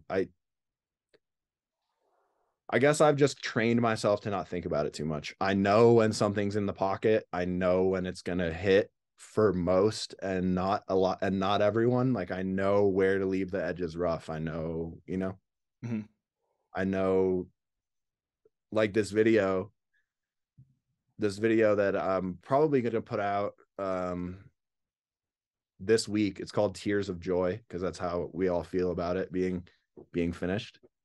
I think that there's people that are going to watch it and they're going to really like it, and I think there's going to be people that watch it and like don't get it. Like they'll see Dylan ski and they'll be like, he has such bad style because what you are used to seeing is blind six off an up rail to Lil Baby with your hands at your sides, which is cool for sure, but there's no raw at like what Dylan has, what Luke has, what Kyson has in their skiing is an edge that you can't teach, that it's just how they ski. Yeah. They're not forcing it at all. It's completely just in the moment. They're skiing how they're skiing. And I can't wait for people to see it. It's been a long road, buddy. A lot of jumps being built. I'll tell you that much. I'll tell Yeah. you that. Well, it's why we're here. Yep. When you talked about Dylan skiing being ugly to some, I immediately thought of Arnold Palmer's swing.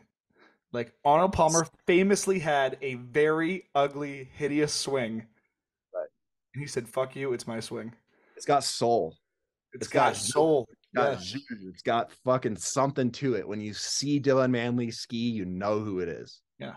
It's When not you listen to Bob Dylan sing, at no point are you like, "This guy has a beautiful, right. wonderful, easy to listen to voice."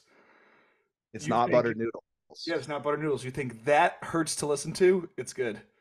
Right. It's not butter noodles. And I think that the video that we did, that this video, Tears of Joy, is the best video that I've ever made, like easily. But there's still a lot of shit. Like Dylan's opening clip is like his arms are fucking insane. It's all over the place. He's totally out of control. He's totally in like extreme danger. But he holds it together. It's like a bullfight. Yeah. You know, it's like a fucking, He's dancing with chaos. it's exciting. Yeah. And so I hope that people,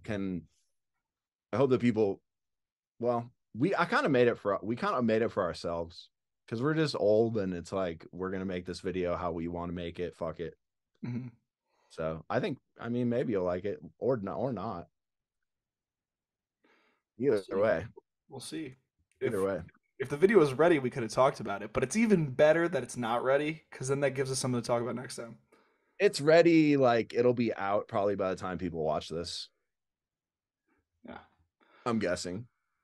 All right. Well, we've found ourselves at a natural conclusion to the episode. Did it. 2 hours in. It We did just it. sometimes it all falls into place. Do you have any parting thoughts? Anything you'd like to say? Any anything you'd like to leave the people off with? I don't know when you're gonna come on again. We could make the Emmett Davis radio 2 hour more regular. I don't care. We can do whatever we Yeah, want. I'm down. My mom told me that I need to keep my mystique. So Yeah. maybe I can't do too many. But uh parting thoughts, shit. If you're I learning if you're learning to ski right now, if you're learning to hit rails right now, like you slid your first rail yesterday, trust me when I say that you will be a much better skier and you'll have much more fun and have much more variety if you learn to do everything both ways. So I wish I would have done this. When I learned to do a blind two, right foot forward, I wish I would have learned to do a blind two, left foot forward, et cetera, et cetera. You learn to do a front swap, righty, learn it lefty. And that will give you just infinitely more tricks to try and infinitely more opportunities if you get into street skiing.